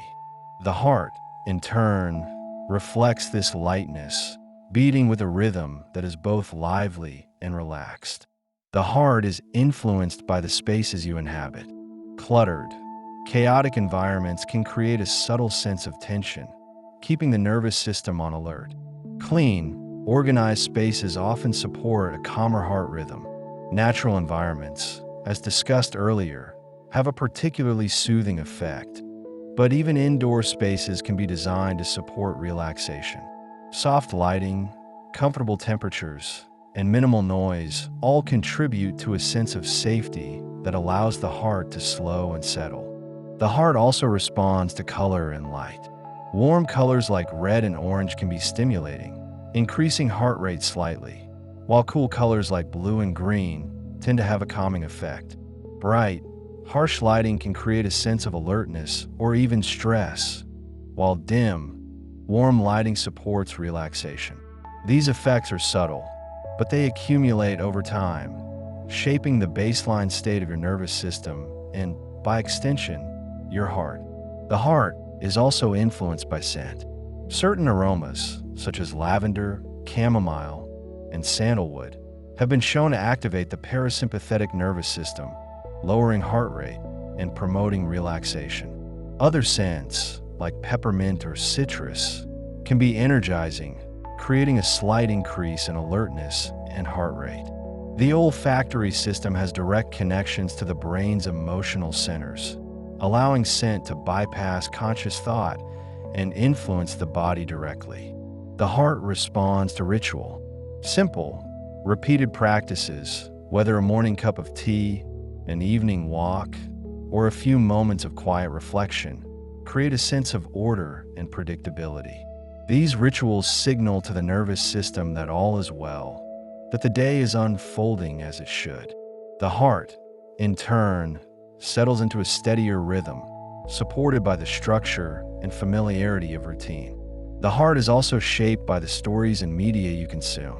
Watching or reading content that is violent, distressing, or emotionally intense can increase heart rate and reduce variability, even if you know the content is fictional. The body responds to the emotional tone of what you take in, preparing to react as if the events were real. Conversely, consuming content that is calming, uplifting, or inspiring can soothe the heart, supporting a more balanced nervous system. This does not mean avoiding all challenging material, but it does suggest being mindful of the cumulative effect of what you expose yourself to, especially before sleep. The heart responds to silence. In a world filled with constant noise, moments of quiet can feel jarring at first, but they offer the nervous system a chance to recalibrate. Silence allows the heart to slow, the breath to deepen, and the mind to settle. Even a few minutes of quiet each day can create a noticeable shift in resting heart rate and variability. supporting overall cardiovascular health. The heart carries memory not just in metaphor, but in the way it responds to patterns it has encountered before. When you return to a place where you once felt safe, your heart rate may settle before your conscious mind recognizes the surroundings. The autonomic nervous system holds traces of past experiences, and the heart reflects those traces in its rhythm. This is not conscious memory, but a kind of somatic recognition, a bodily knowing that unfolds beneath awareness. Your heart has been shaped by every environment you have moved through, every relationship you have known, every moment of rest or alarm. It carries those imprints forward, not as burden, but as information, as a quiet archive of what has kept you safe and what has asked you to adapt.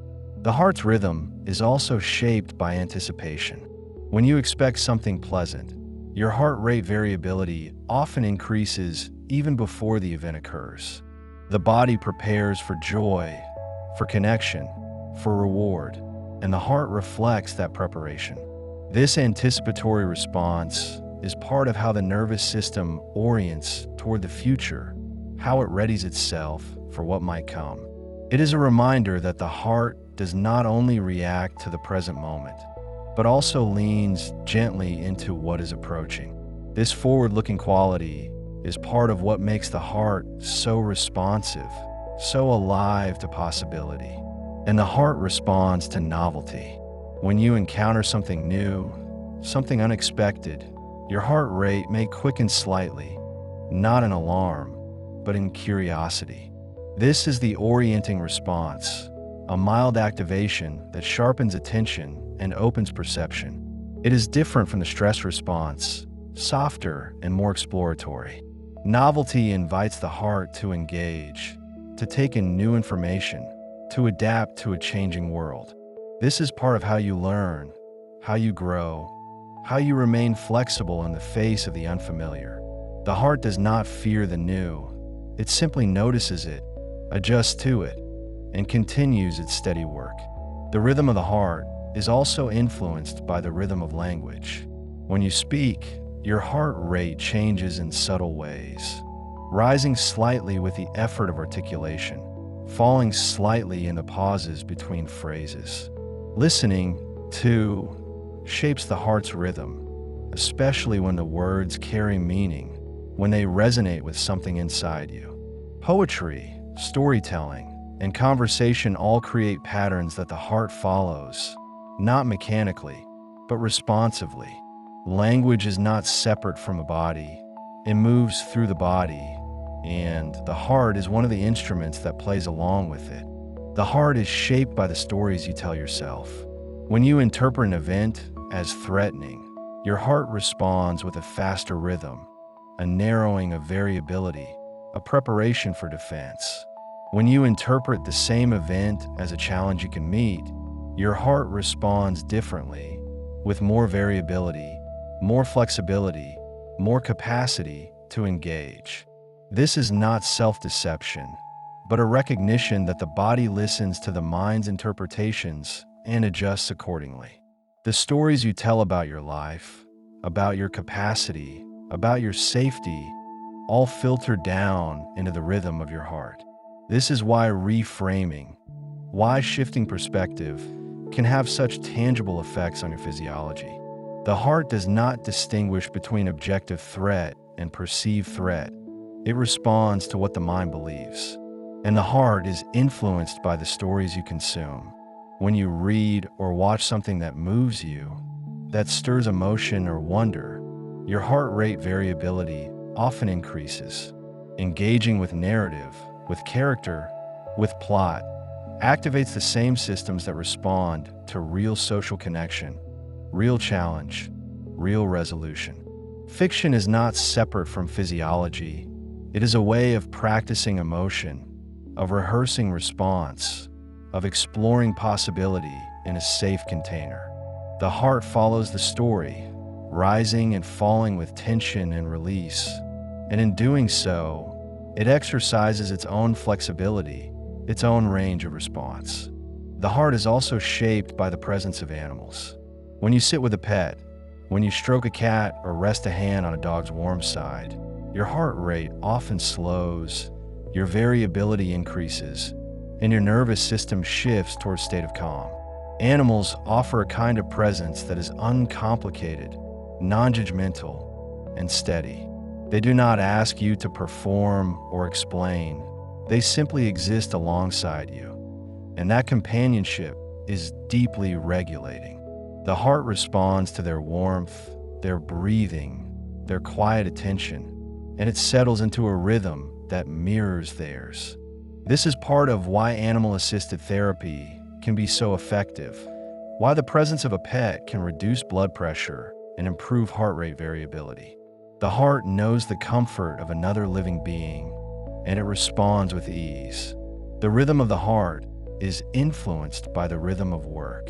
When you engage in tasks that are meaningful, that match your skills, that offer a sense of flow, your heart rate variability tends to increase.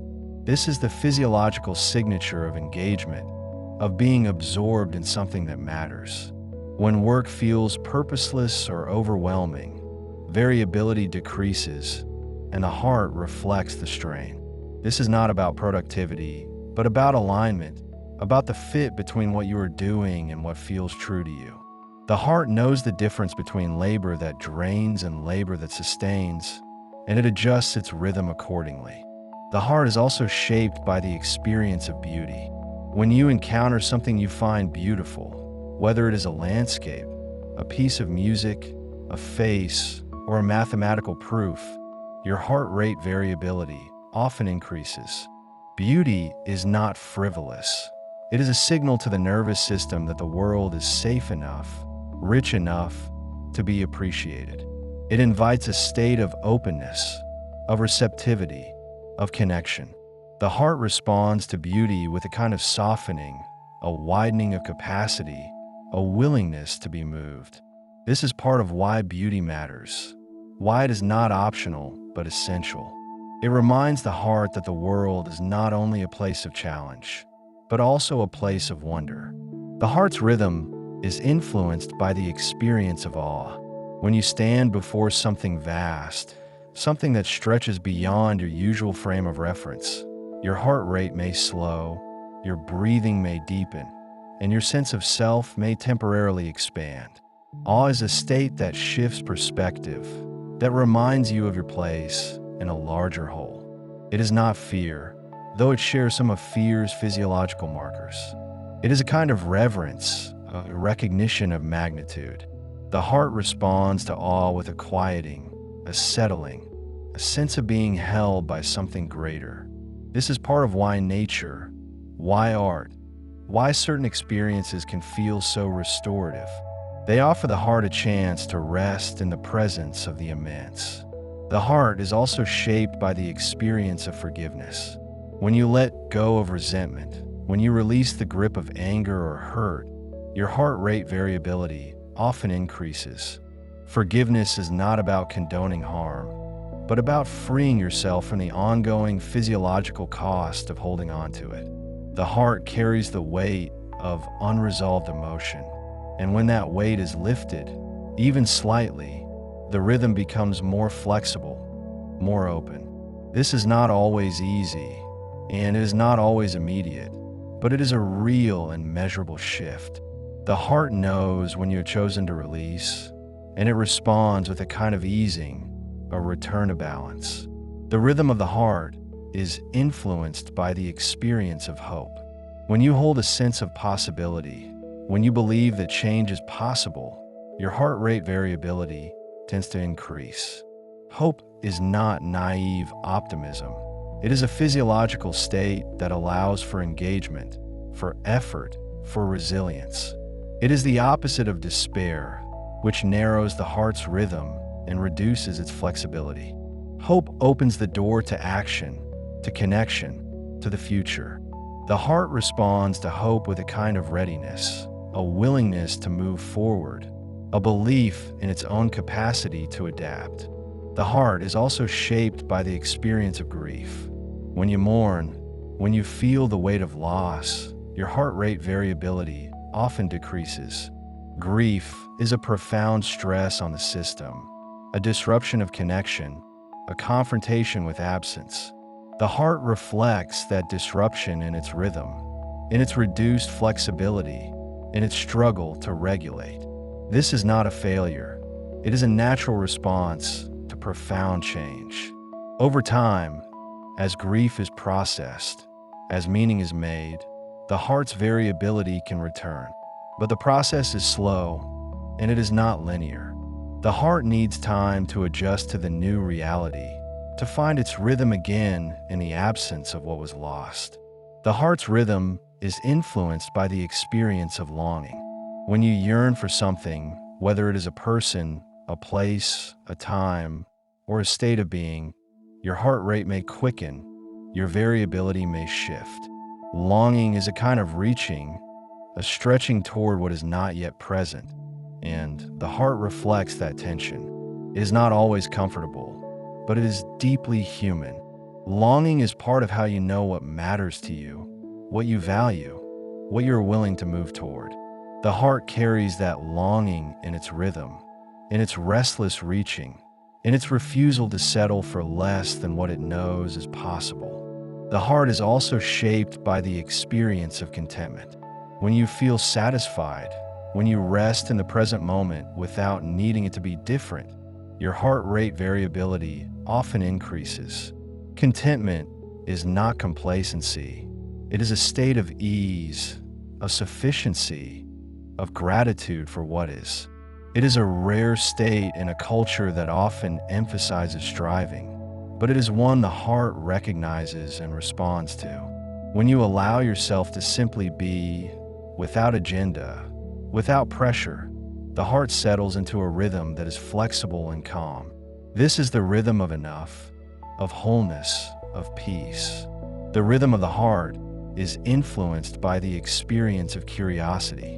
When you wonder, when you ask questions, when you lean into the unknown with interest rather than fear, your heart rate variability tends to increase. Curiosity is an open state, one that invites exploration and learning. It is the opposite of defensiveness, which narrows and hardens the heart's rhythm. When you are curious, you are flexible, you are willing to be surprised, you are engaged with the world in a way that is alive and responsive. The heart follows that openness, and it reflects it in its rhythm. The heart is also shaped by the experience of boredom. When you are understimulated, when the environment offers too little novelty or challenge, your heart rate variability may decrease. Boredom is not just a mental state, it is a physiological one. The heart reflects the lack of engagement, the absence of interest, the flatness of the moment. This is part of why meaningful activity matters, why engagement matters, why the heart needs something to respond to. It is not built for stasis, but for rhythm, for variation, for the dance between challenge and rest. The heart's rhythm is influenced by the experience of surprise. When something unexpected happens, your heart rate may spike briefly, then settle. This is the orienting response, a quick assessment of whether the surprise is threat or opportunity. Surprise is a disruption of prediction, a moment when the world does not match your expectations. The heart responds with a brief mobilization, a readiness to act, and then, if the surprise is benign, it returns to baseline.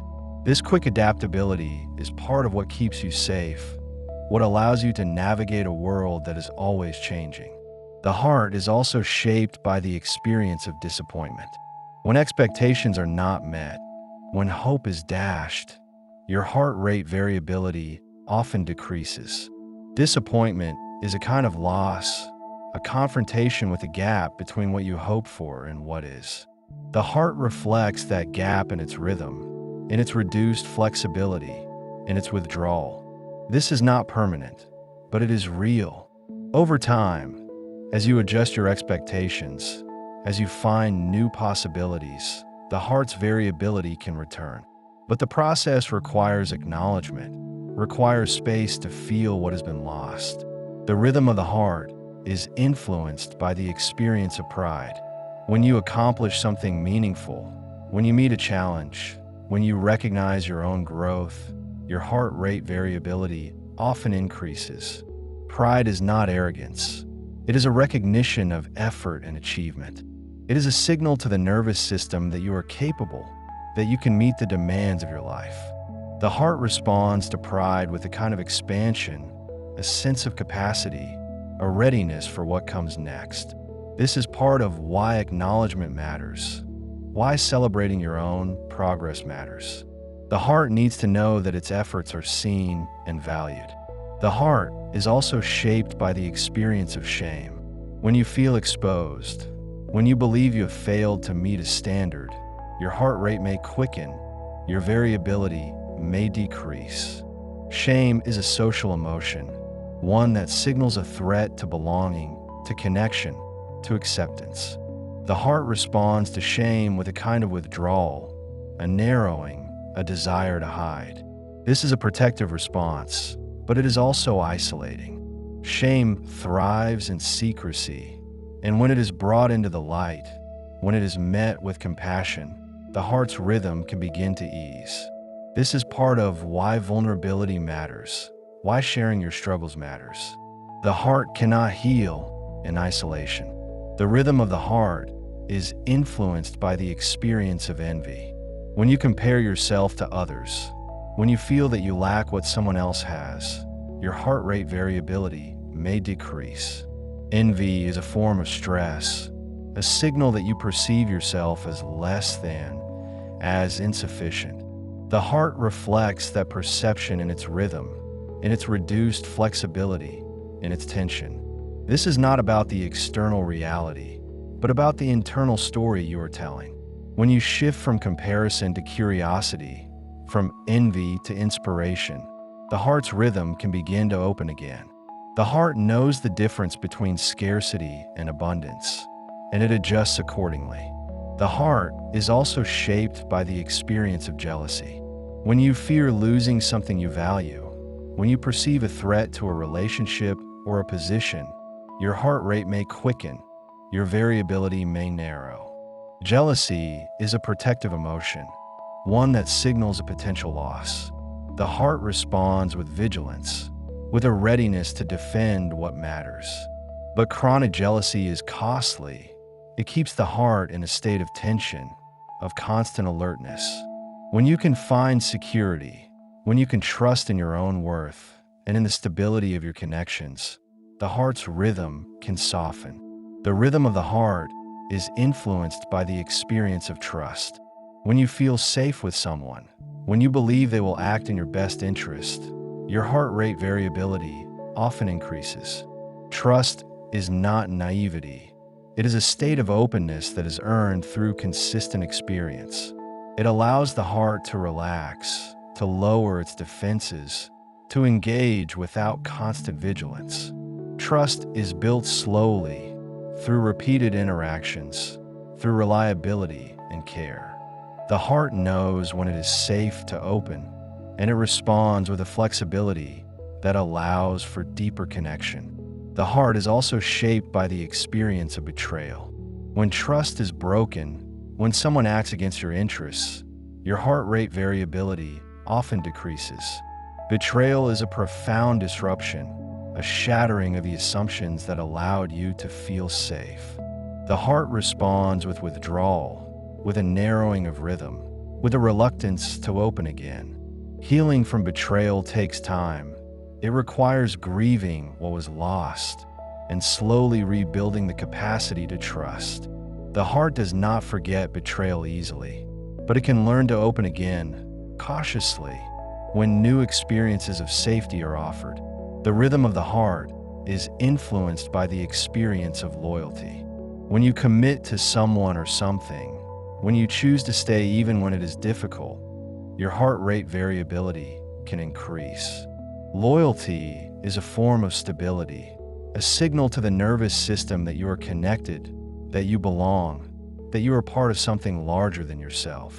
The heart responds to loyalty with a kind of steadiness, a willingness to endure, a sense of purpose. This is not about blind allegiance, but about chosen commitment, about the decision to remain engaged even in the face of challenge. The heart is also shaped by the experience of autonomy. When you feel that you have choice, that you have control over your own life, your heart rate variability tends to increase. Autonomy is a fundamental human need, one that signals to the nervous system that you are safe, that you are capable, that you are free. The heart responds to autonomy with flexibility, with openness, with a willingness to engage. When autonomy is threatened, when you feel controlled or constrained, variability decreases. This is part of why agency matters, why the ability to make choices matters. The heart knows the difference between freedom and constraint, and it adjusts its rhythm accordingly. The rhythm of the heart is influenced by the experience of competence. When you feel capable, when you believe you can meet the demands of situation, your heart rate variability often increases. Competence is not about perfection. It is about the belief that you have the skills and resources to navigate what comes. The heart responds to competence with a kind of confidence, a readiness to engage, a willingness to try. When you doubt your competence, when you feel overwhelmed or inadequate, variability decreases. This is part of why learning matters, why practice matters, why building skills matters. The heart needs to know that you can meet the world. The heart is also shaped by the experience of relatedness. When you feel connected to others, when you experience a sense of belonging, your heart rate variability tends to increase. Relatedness is a core human need, one that signals to the nervous system that you are not alone, that you are part of a community, that you are seen and valued. The heart responds to relatedness with openness, with flexibility, with a willingness to engage. When relatedness is threatened, when you feel isolated or rejected, variability decreases. This is part of why relationships matter, why community matters, why the heart is so deeply social. The rhythm of the heart is influenced by the experience of purpose. When you feel that your life has meaning, that your actions matter, your heart rate variability often increases. Purpose is not about grand achievements. It is about the sense that you are contributing, that you are part of something larger, that your existence has value. The heart responds to purpose with a kind of vitality, a willingness to engage, a sense of direction. When purpose is lost, when life feels meaningless, variability decreases. This is part of why meaning matters, why values matter, why the heart needs something to orient toward. The heart is also shaped by the experience of transcendence. When you feel connected to something beyond yourself, whether it is nature, the cosmos, a spiritual presence, or the flow of life itself, your heart rate variability often increases. Transcendence is a state of expansion, a temporary dissolution of the boundaries of self, a recognition of interconnection. The heart responds to transcendence with a kind of opening, a sense of being held by something larger, a release of the need to control. This is part of why spiritual practices matter, why rituals matter, why moments of awe and wonder are so restorative. The heart knows when it is part of a greater whole. The rhythm of the heart is influenced by the experience of silence. When you step away from noise, from stimulation, from the constant input of modern life, your heart rate variability often increases. Silence is not emptiness. It is a kind of fullness, a space where the heart can hear itself, where the nervous system can recalibrate. In silence, the heart's rhythm becomes more coherent, more organized, more flexible. This is part of why quiet matters, why solitude matters, why the heart needs space to simply be, without demand, without distraction. The heart is also shaped by the experience of sound. When you listen to music, to birdsong, to the rhythm of rain, your heart rate adjusts to match the patterns it hears. Sound is not separate from the body. It moves through the body, and the heart is one of the instruments that responds. Certain sounds calm the heart, others energize it, others bring it into a state of alert. The heart is always listening, always adjusting, always in conversation with the sonic environment around it. The rhythm of the heart is influenced by the experience of color. When you look at certain colors, your heart rate and variability can shift. Blue and green tend to calm the heart. Red and orange tend to energize it. This is not just psychological, it is physiological. The nervous system responds to the wavelengths of light, and the heart reflects that response in its rhythm. This is part of why environment matters, why the colors you surround yourself with matter. The heart is always seeing, always responding, always in conversation with the visual world. The heart is also shaped by the experience of texture. When you touch something soft, something smooth, something warm, your heart rate variability often increases. Touch is a direct line to the nervous system, a way of signaling safety or threat. The heart responds to gentle touch with a kind of softening, a release of tension, a sense of comfort. This is part of why physical contact matters, why the feel of fabric, of skin, of natural materials can be so soothing. The heart knows the language of touch, and it speaks it fluently. The rhythm of the heart is influenced by the experience of taste. When you eat something you enjoy, when you savor a flavor, your heart rate variability can increase.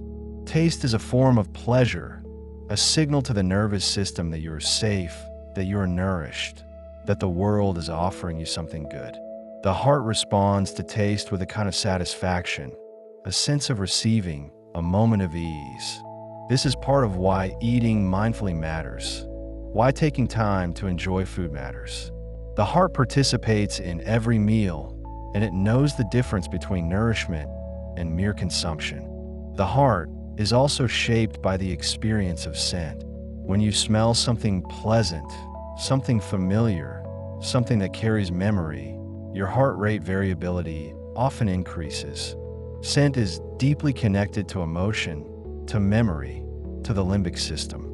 The heart responds to scent with a kind of recognition, a sense of place, a feeling of being held by the past or invited into the present. This is part of why aromatherapy can be so effective, why the smell of home can be so comforting. The heart knows the language of scent, and it responds with its own rhythm. The rhythm of the heart is influenced by the experience of temperature.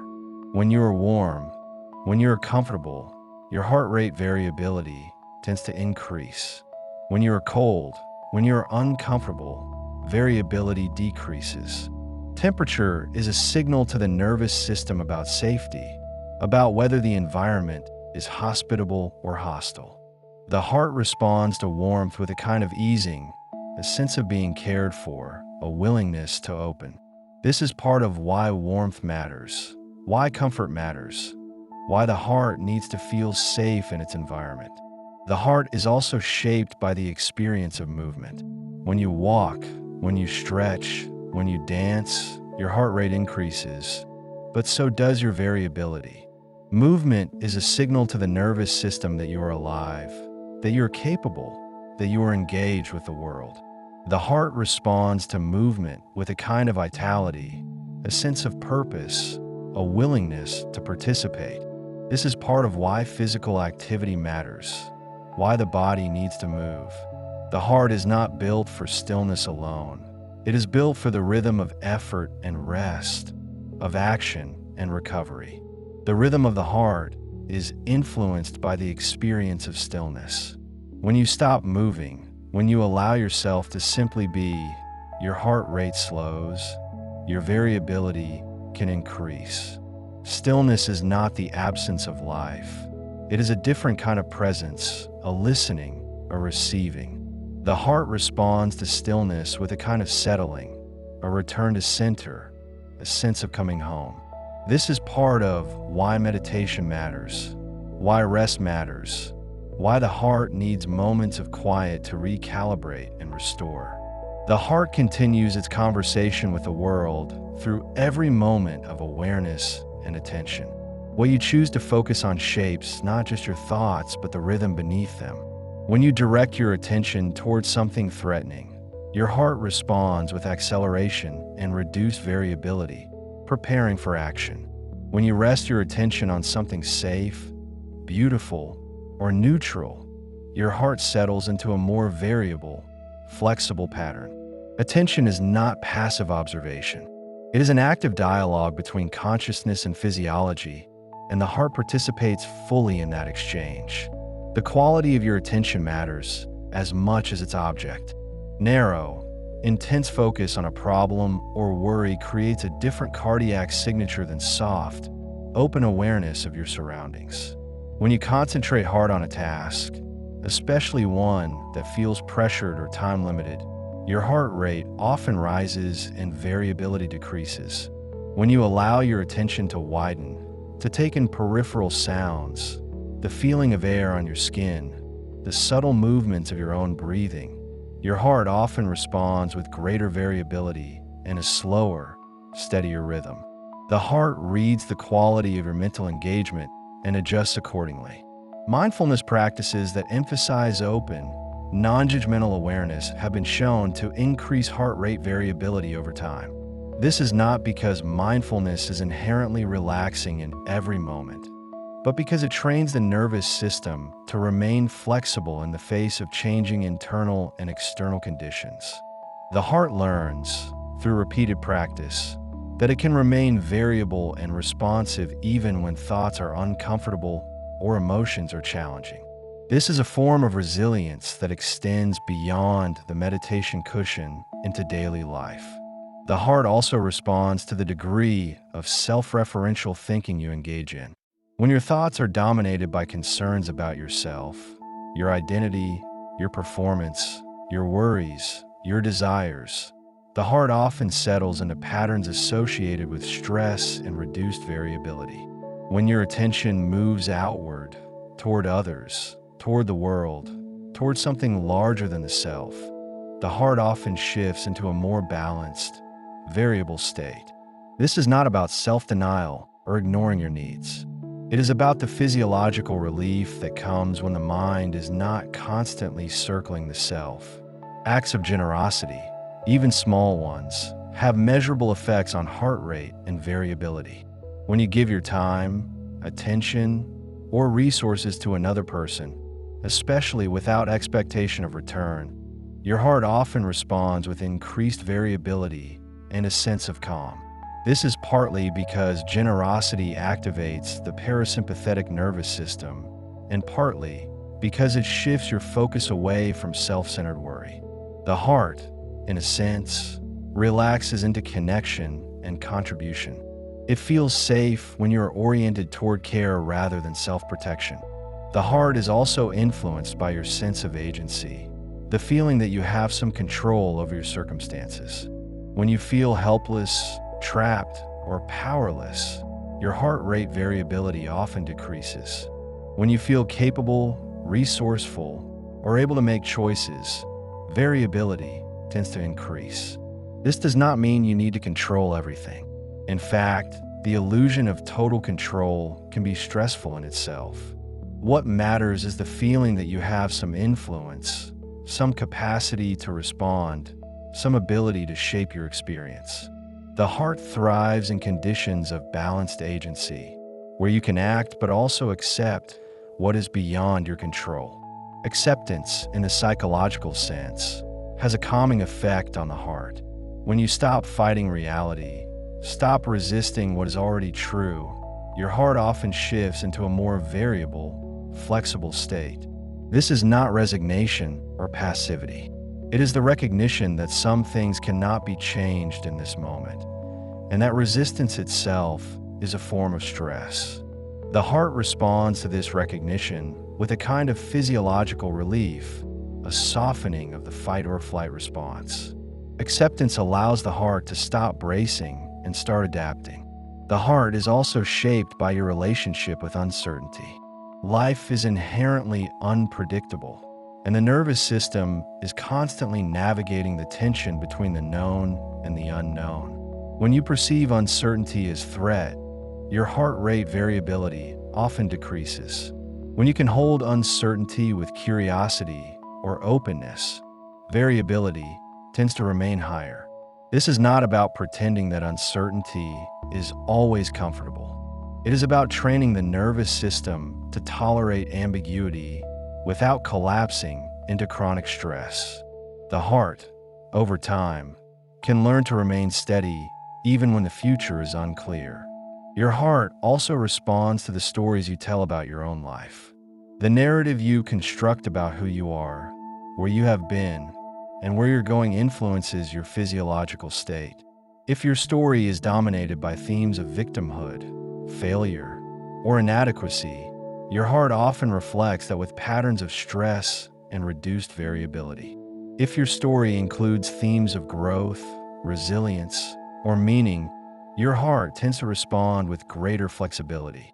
This is not about toxic positivity or denying real hardship.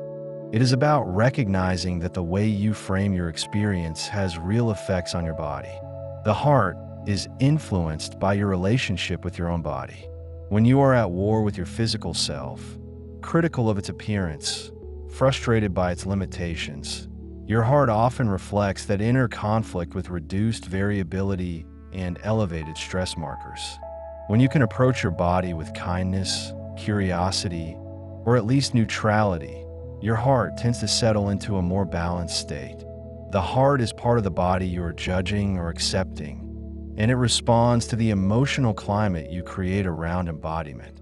Movement, once again, plays a role here. When you move your body in ways that feel good, that honor its current capacity, that bring pleasure or relief, your heart often responds with increased variability during rest periods afterward. When you push your body harshly, ignore its signals, or move only out of obligation or self-punishment, the heart may reflect that with patterns of stress. The intention behind movement matters. The heart knows the difference between care and coercion. Your heart also responds to the presence or absence of play in your life. Play, in the truest sense, is activity done for its own sake, without goal or outcome, purely for the joy or interest of the activity itself.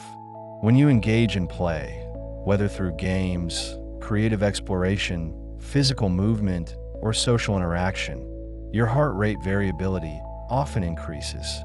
Play signals safety to the nervous system. It tells the body that there is enough time, enough energy, enough security to engage in non-essential activity. The heart relaxes into the freedom of play.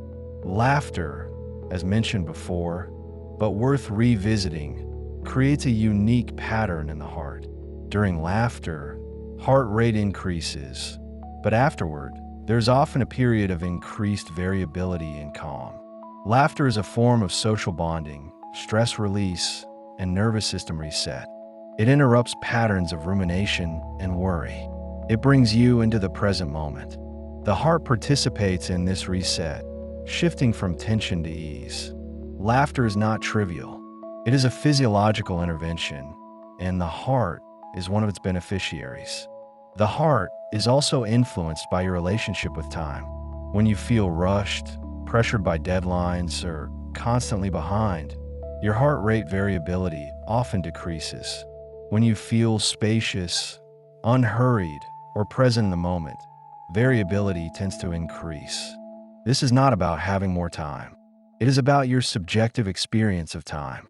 Two people with the same schedule can have very different cardiac responses depending on their relationship with time. The heart is shaped by the feeling of time scarcity or time abundance. The practice of savoring, of deliberately slowing down to fully experience a positive moment, has been shown to increase heart rate variability. When you pause to notice the taste of food, the warmth of sunlight, the sound of music, the feeling of connection, your heart often responds with a shift toward balance and flexibility. Savoring is a form of mindfulness applied to pleasure. It extends the positive impact of good experiences and allows the heart to rest in moments of ease. Your heart also responds to the presence of beauty in your environment. Beauty is subjective, but the experience of perceiving something as beautiful, whether it is a piece of art, a natural landscape, a mathematical equation, or a human face, often creates a shift in heart rate variability. Beauty can evoke awe, pleasure, calm, or wonder, and each of these states influences the heart. The heart is not indifferent to aesthetics. It participates in the experience of beauty. The heart is influenced by your sense of belonging, not just to other people, but to place, to community, to culture, to the natural world. When you feel rooted, connected to something larger than yourself, your heart rate variability often increases. When you feel displaced, disconnected, or alienated, variability tends to decrease. Belonging is not just a social or emotional need. It is a physiological one. The heart thrives in conditions of connection and suffers in isolation. Your heart also responds to the presence of ritual and routine. Predictable patterns, whether it is a morning routine, a bedtime ritual, a weekly gathering, or a seasonal tradition, provide a sense of structure and safety.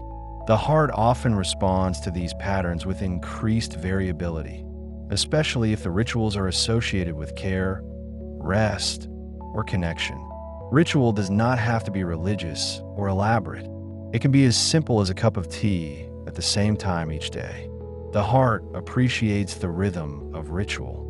The heart is also shaped by your relationship with change.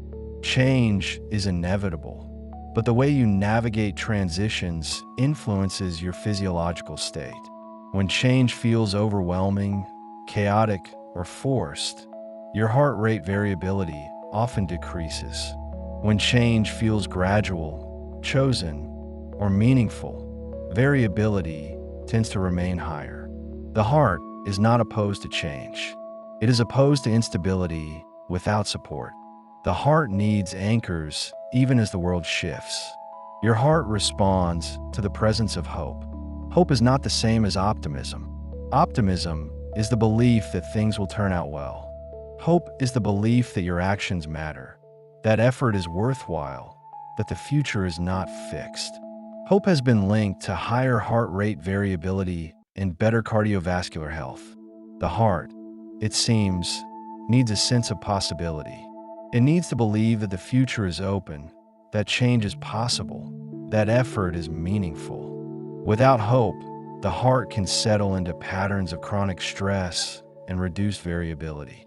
The heart is also influenced by your relationship with rest. Rest is not the same as sleep, though sleep is one form of rest. Rest includes stillness, quiet, unstructured time, permission to do nothing. In a culture that often values productivity above all else, rest can feel like a luxury or even a moral failing. But the heart needs rest.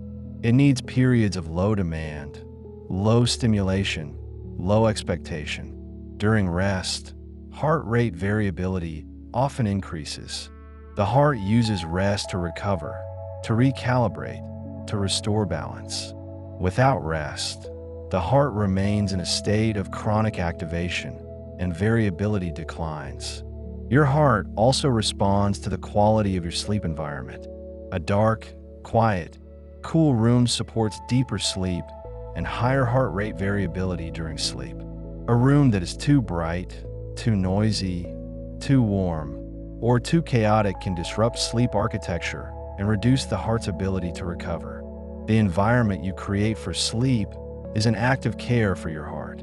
It is not superficial or indulgent. It is a physiological necessity. The heart is influenced by your exposure to nature, even in small doses.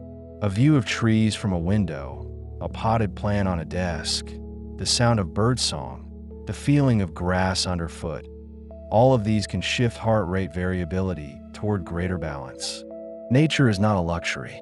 It is a context in which the human nervous system evolved, and the heart still recognizes it as home. Even brief contact with natural elements can create measurable changes in cardiac rhythm. Your heart also responds to the presence of animals. Interacting with a pet, watching wildlife, even observing fish in an aquarium can increase heart rate variability and decrease stress markers. Animals offer a form of connection that is often simpler and less demanding than human interaction. They exist in the present moment. They do not judge. They do not require performance. The heart often relaxes in their presence. The heart is shaped by your relationship with technology. Constant connectivity, rapid task switching, endless scrolling, and the pressure to respond immediately all create patterns of stress and reduced heart rate variability. Technology is not inherently harmful, but the way it is often used, without boundaries or rest, can keep the nervous system in a state of chronic activation. The heart needs breaks from the digital world. It needs time away from screens, notifications, and the demand for constant attention. Your heart also responds to the presence of silence, not just the absence of noise, but true silence, the kind that allows you to hear your own breath, your own heartbeat, the subtle sounds of your environment. Silence can be uncomfortable at first, especially if you're accustomed to constant stimulation, but over time, it often increases heart rate variability. Silence gives the nervous system permission to rest. It creates space for the heart to settle into its natural rhythm. The heart is influenced by your relationship with your own emotions. When you suppress, deny, or avoid your feelings, your heart rate variability often decreases. When you allow yourself to feel, to acknowledge, to express, variability tends to increase. This does not mean you need to act on every emotion or be overwhelmed by them. It means you allow them to exist, to move through you, to be part of your experience. The heart is not threatened by emotion. It is threatened by the effort it takes to keep emotion locked away. Your heart also responds to the presence of meaning in your life. Meaning is subjective and personal. It might come from work, relationships, creativity, spirituality, service, or simply the experience of being alive. When your life feels meaningful, when you have a sense of purpose or direction, your heart rate variability often increases. When life feels empty, pointless, or disconnected from your values, variability tends to decrease. The heart, it seems, needs a reason to keep going. It needs to feel that the effort of living is worthwhile. The heart is also shaped by your relationship with mortality. Awareness of death can be a source of anxiety, but it can also be a source of presence and gratitude. When you recognize that your time is limited, that each moment is precious, your heart often responds with increased variability and a shift toward calm. This is not morbid. It is a recognition of reality. The heart, when it accepts the truth of impermanence, often settles into a more balanced state. Your heart responds to the presence of forgiveness, both given and received. Holding on to resentment, grudges, or blame creates chronic stress and reduces heart rate variability. Forgiveness, when it is genuine, releases that burden and allows the heart to return to balance. Forgiveness is not about condoning harm or forgetting the past. It is about releasing the physiological grip of anger and hurt. The heart benefits from forgiveness, even when the mind is still processing the pain. The heart is influenced by your relationship with your own vulnerability. When you can acknowledge your limitations, your fears, your needs, your heart often responds with increased variability. When you maintain a facade of invulnerability, when you refuse to admit weakness or ask for help, the heart reflects that effort with patterns of stress. Vulnerability is not weakness, it is honesty, and the heart thrives in conditions of honesty.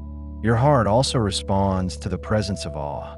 Awe is the feeling of being in the presence of something vast, something that transcends your ordinary understanding. It might come from nature, art, music, science, spirituality, or human achievement. Awe has been shown to increase heart rate variability and create a sense of calm. It shifts your perspective away from the self and towards something larger. The heart, in those moments, seems to recognize its place in a larger whole. The heart is shaped by your relationship with your own past. When you are haunted by regret, shame, or unresolved trauma, your heart rate variability often decreases. When you can integrate your past, make peace with it, or at least hold it with compassion, variability tends to increase. This is not about erasing the past or pretending it did not happen. It is about reducing the physiological burden of carrying it. Your heart also responds to the presence of novelty. New experiences, new environments, new people, new ideas. All of these can create temporary increases in heart rate as the nervous system assesses the unfamiliar. But over time, regular exposure to novelty in a safe context can increase heart rate variability. Novelty keeps the nervous system flexible and responsive.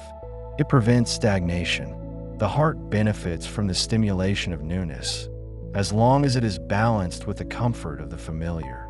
The heart is influenced by your relationship with your own body signals. When you listen to your body, respond to its needs, honor its limits, your heart rate variability often increases. When you ignore, override, or dismiss your body signals, variability tends to decrease. The body is constantly communicating, and the heart is part of that conversation. Listening is not indulgence, it is wisdom. Your heart also responds to the presence of touch, as mentioned before, but worth deepening. Touch is one of the first senses to develop and one of the last to fade. It is fundamental to human connection and nervous system regulation. Gentle, caring touch, whether from another person, from yourself, or even from a warm bath or soft blanket, can increase heart rate variability and create a sense of safety. The heart is soothed by touch. It is one of the most direct ways to communicate care to the body. The heart is shaped by your relationship with your own breath. Breath is the bridge between the conscious and unconscious, the voluntary and involuntary. When you bring awareness to your breath, when you slow it, deepen it, or simply observe it, your heart often responds with increased variability. Breath is a tool you always have with you, a way to influence your heart without effort or equipment. The heart and breath are partners, and when you honor that partnership, both benefit. Your heart also responds to the presence of gratitude, as mentioned before, but it is worth exploring further. Gratitude is not just a mental exercise, it is a physiological state. When you feel genuine gratitude, your heart rate variability often increases and stress markers decrease. Gratitude shifts your focus from what is lacking to what is present. It creates a sense of sufficiency, of enough. The heart relaxes into gratitude. It feels safe in the presence of appreciation. The heart is influenced by your relationship with your own achievements and failures. When you tie your worth to your accomplishments, when you judge yourself harshly for mistakes, your heart often reflects that pressure with reduced variability. When you can hold both success and failure with equanimity, when you can see them as part of the human experience rather than as measures of your value, your heart tends to remain more variable and flexible. The heart does not need you to be perfect. It needs you to be human. Your heart also responds to the presence of creativity. Engaging in creative activity, whether it is making art, writing, cooking, gardening, or problem solving, often increases heart rate variability. Creativity is a form of play, a form of expression, a form of meaning making. It allows the nervous system to explore, to experiment, to create something new. The heart participates in that process, often settling into a state of calm focus that is both engaged and relaxed. The heart is shaped by your relationship with your own needs. When you acknowledge your needs, when you advocate for them, when you meet them with care, your heart rate variability often increases. When you deny your needs, when you put everyone else first, when you neglect yourself, variability tends to decrease. Meeting your needs is not selfish. It is necessary. The heart cannot thrive in conditions of chronic self-neglect. Your heart also responds to the presence of boundaries. Boundaries are not walls. They are guidelines that protect your energy, your time, your well-being. When you set and maintain healthy boundaries, your heart rate variability often increases. When you allow your boundaries to be violated, when you overextend, when you say yes when you mean no, the heart reflects that with patterns of stress. Boundaries are an act of self-respect, and the heart benefits from that respect. The heart is influenced by your relationship with your own voice. When you speak your truth, when you express your thoughts and feelings, when you use your voice to advocate for yourself or others, your heart often responds with increased variability. When you silence yourself, when you swallow your words, when you hide your truth, the heart reflects that suppression with reduced variability. Your voice is part of your autonomy, and the heart thrives in conditions of authentic expression. Your heart also responds to the presence of listening. Being truly heard, feeling that someone is paying attention to you without judgment or agenda, can increase heart rate variability and create a sense of calm. Listening is a gift, and the heart recognizes it as such. It feels safe when it is heard. It relaxes into the presence of attentive, compassionate listening. The heart is shaped by your relationship with your own story. The narrative you tell about your life, the meaning you make from your experiences, the way you connect past, present, and future, all of these influence your physiological state. When your story is coherent, when it makes sense to you, when it includes both hardship and growth, your heart rate variability often increases.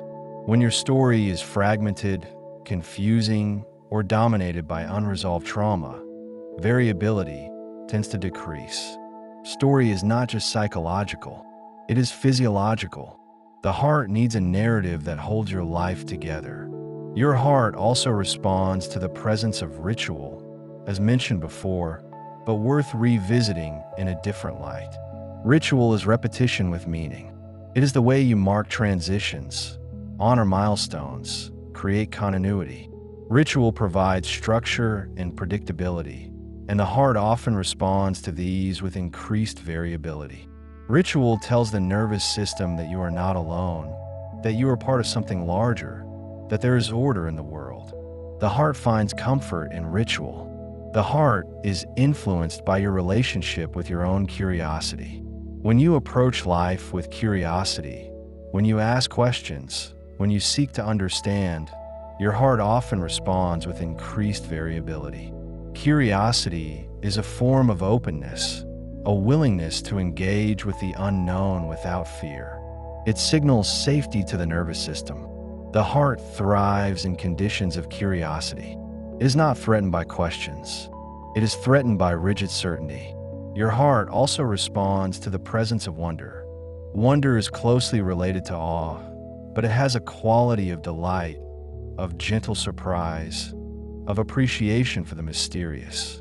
When you experience wonder, whether from a child's laughter, unexpected kindness, a beautiful sunset, or a scientific discovery, your heart rate variability often increases. Wonder opens the heart. It softens the boundaries between self and world. The heart participates in that opening. The heart is shaped by your relationship with your own aging. Aging is inevitable, and it brings changes to every system in the body, including the heart. But the way you relate to aging influences your cardiac health. When you resist aging, when you fear it, when you see it only as loss, your heart often reflects that with patterns of stress. When you can accept aging, when you can find meaning or even gratitude in it, your heart tends to remain more variable and resilient. Aging is not a failure. It is a continuation. The heart can remain flexible even as the body changes. Your heart also responds to the presence of legacy. The sense that your life has meaning beyond yourself, that you will leave something behind, that you are part of a larger story, can increase heart rate variability and create a sense of peace. Legacy does not have to be grand. It could be the love you gave, the kindness you showed, the work you did, the people you touched. The heart is soothed by the sense that your life matters, that it is part of something that continues. The heart is influenced by your relationship with the unknown. Life is full of uncertainty, and the future is always, to some degree, unknowable. When you can hold the unknown with curiosity or acceptance, your heart rate variability often remains high. When you need to control the unknown, when you demand certainty, when you collapse into anxiety in the face of ambiguity, variability tends to decrease. The heart is not afraid of the unknown. It is afraid of the feeling that you cannot handle it. Your heart also responds to the presence of simplicity. In a complex, overstimulated world, simplicity can be a profound relief. When you simplify your environment, your schedule, your commitments, your possessions, your heart often responds with increased variability. Simplicity reduces cognitive load and decision fatigue. It creates space. The heart benefits from that space. It does not need complexity to thrive. It needs clarity. The heart is shaped by your relationship with your own joy. Joy is different from pleasure. Pleasure is fleeting and often dependent on external circumstances. Joy is deeper, more enduring, connected to meaning and connection. When you allow yourself to feel joy, to celebrate, to appreciate, your heart rate variability often increases. When you dismiss joy, when you feel guilty for feeling good, when you believe you do not deserve happiness, the heart reflects that with patterns of stress. Joy is not frivolous. It is essential. The heart needs joy. Your heart also responds to the presence of peace. Peace is not the absence of conflict. It is the presence of balance, of acceptance, of inner quiet. When you cultivate peace, whether through meditation, prayer, time in nature, or simply letting go of what you cannot control, your heart often responds with increased variability. Peace is a state the heart recognizes and welcomes. It is the heart's natural home. The heart is influenced by your relationship with your own power. Power, in this sense, is not domination or control over others. It is the sense of your own agency, your ability to act, your capacity to influence your own life. When you feel empowered, when you trust your own strength, your heart rate variability often increases. When you feel powerless, when you see yourself as a victim of circumstances, variability tends to decrease. The heart thrives in conditions of balanced power, where you recognize both your influence and your limits. Your heart also responds to the presence of tenderness. Tenderness is a quality of gentleness, of care, of softness. When you treat yourself with tenderness, when you offer it to others, when you receive it, your heart often responds with increased variability. Tenderness is not weakness. It is strength that does not need to be hard. The heart recognizes tenderness as safety. It relaxes into gentleness. The heart is shaped by your relationship with your own body's rhythms. Your body operates on multiple rhythms: circadian, ultradian, infradian, and the heart participates in all of them. When you honor these rhythms, when you sleep when you're tired, eat when you are hungry, rest when you need rest, your heart rate variability often increases. When you override these rhythms, when you force your body to operate on a schedule that does not match its needs, variability tends to decrease. The heart is a rhythm, and it thrives when it is allowed to move in harmony with the body's other rhythms. Your heart also responds to the presence of continuity. Continuity is the sense that your life has coherence, that past, present, and future are connected, that you are the same person over time, even as you change. When you feel continuity, When your life makes sense as a whole, your heart rate variability often increases. When you feel fragmented, when your life feels like a series of disconnected moments, variability tends to decrease. The heart needs continuity. It needs to feel that your life is a story, not a collection of random events. The heart is influenced by your relationship with your own mortality, as mentioned before, but worth exploring from another angle. Mortality is not just an abstract concept. It is a lived reality, something that shapes every moment whether you acknowledge it or not. When you can hold the reality of death without terror, when you can let it inform your choices and your appreciation for life, your heart often responds with increased variability. Death is not the enemy of the heart. Denial of death is.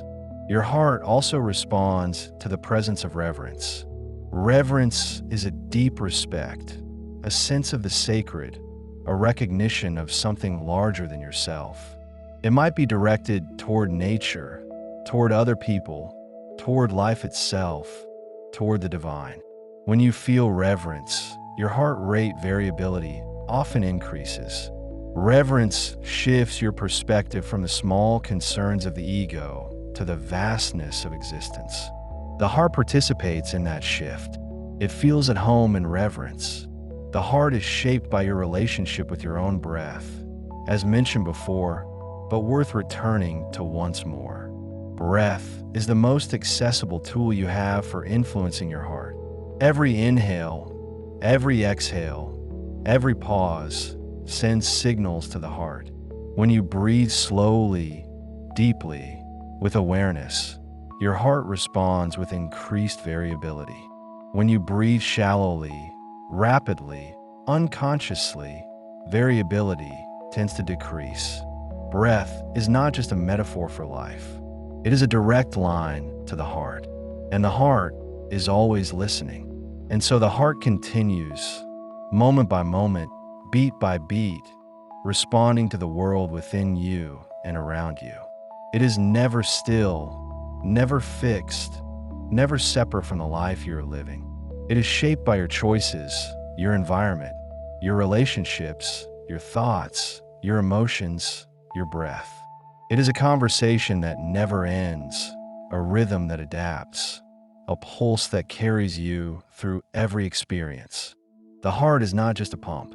It is a participant in your life, a witness to your journey, a partner in the work of being alive.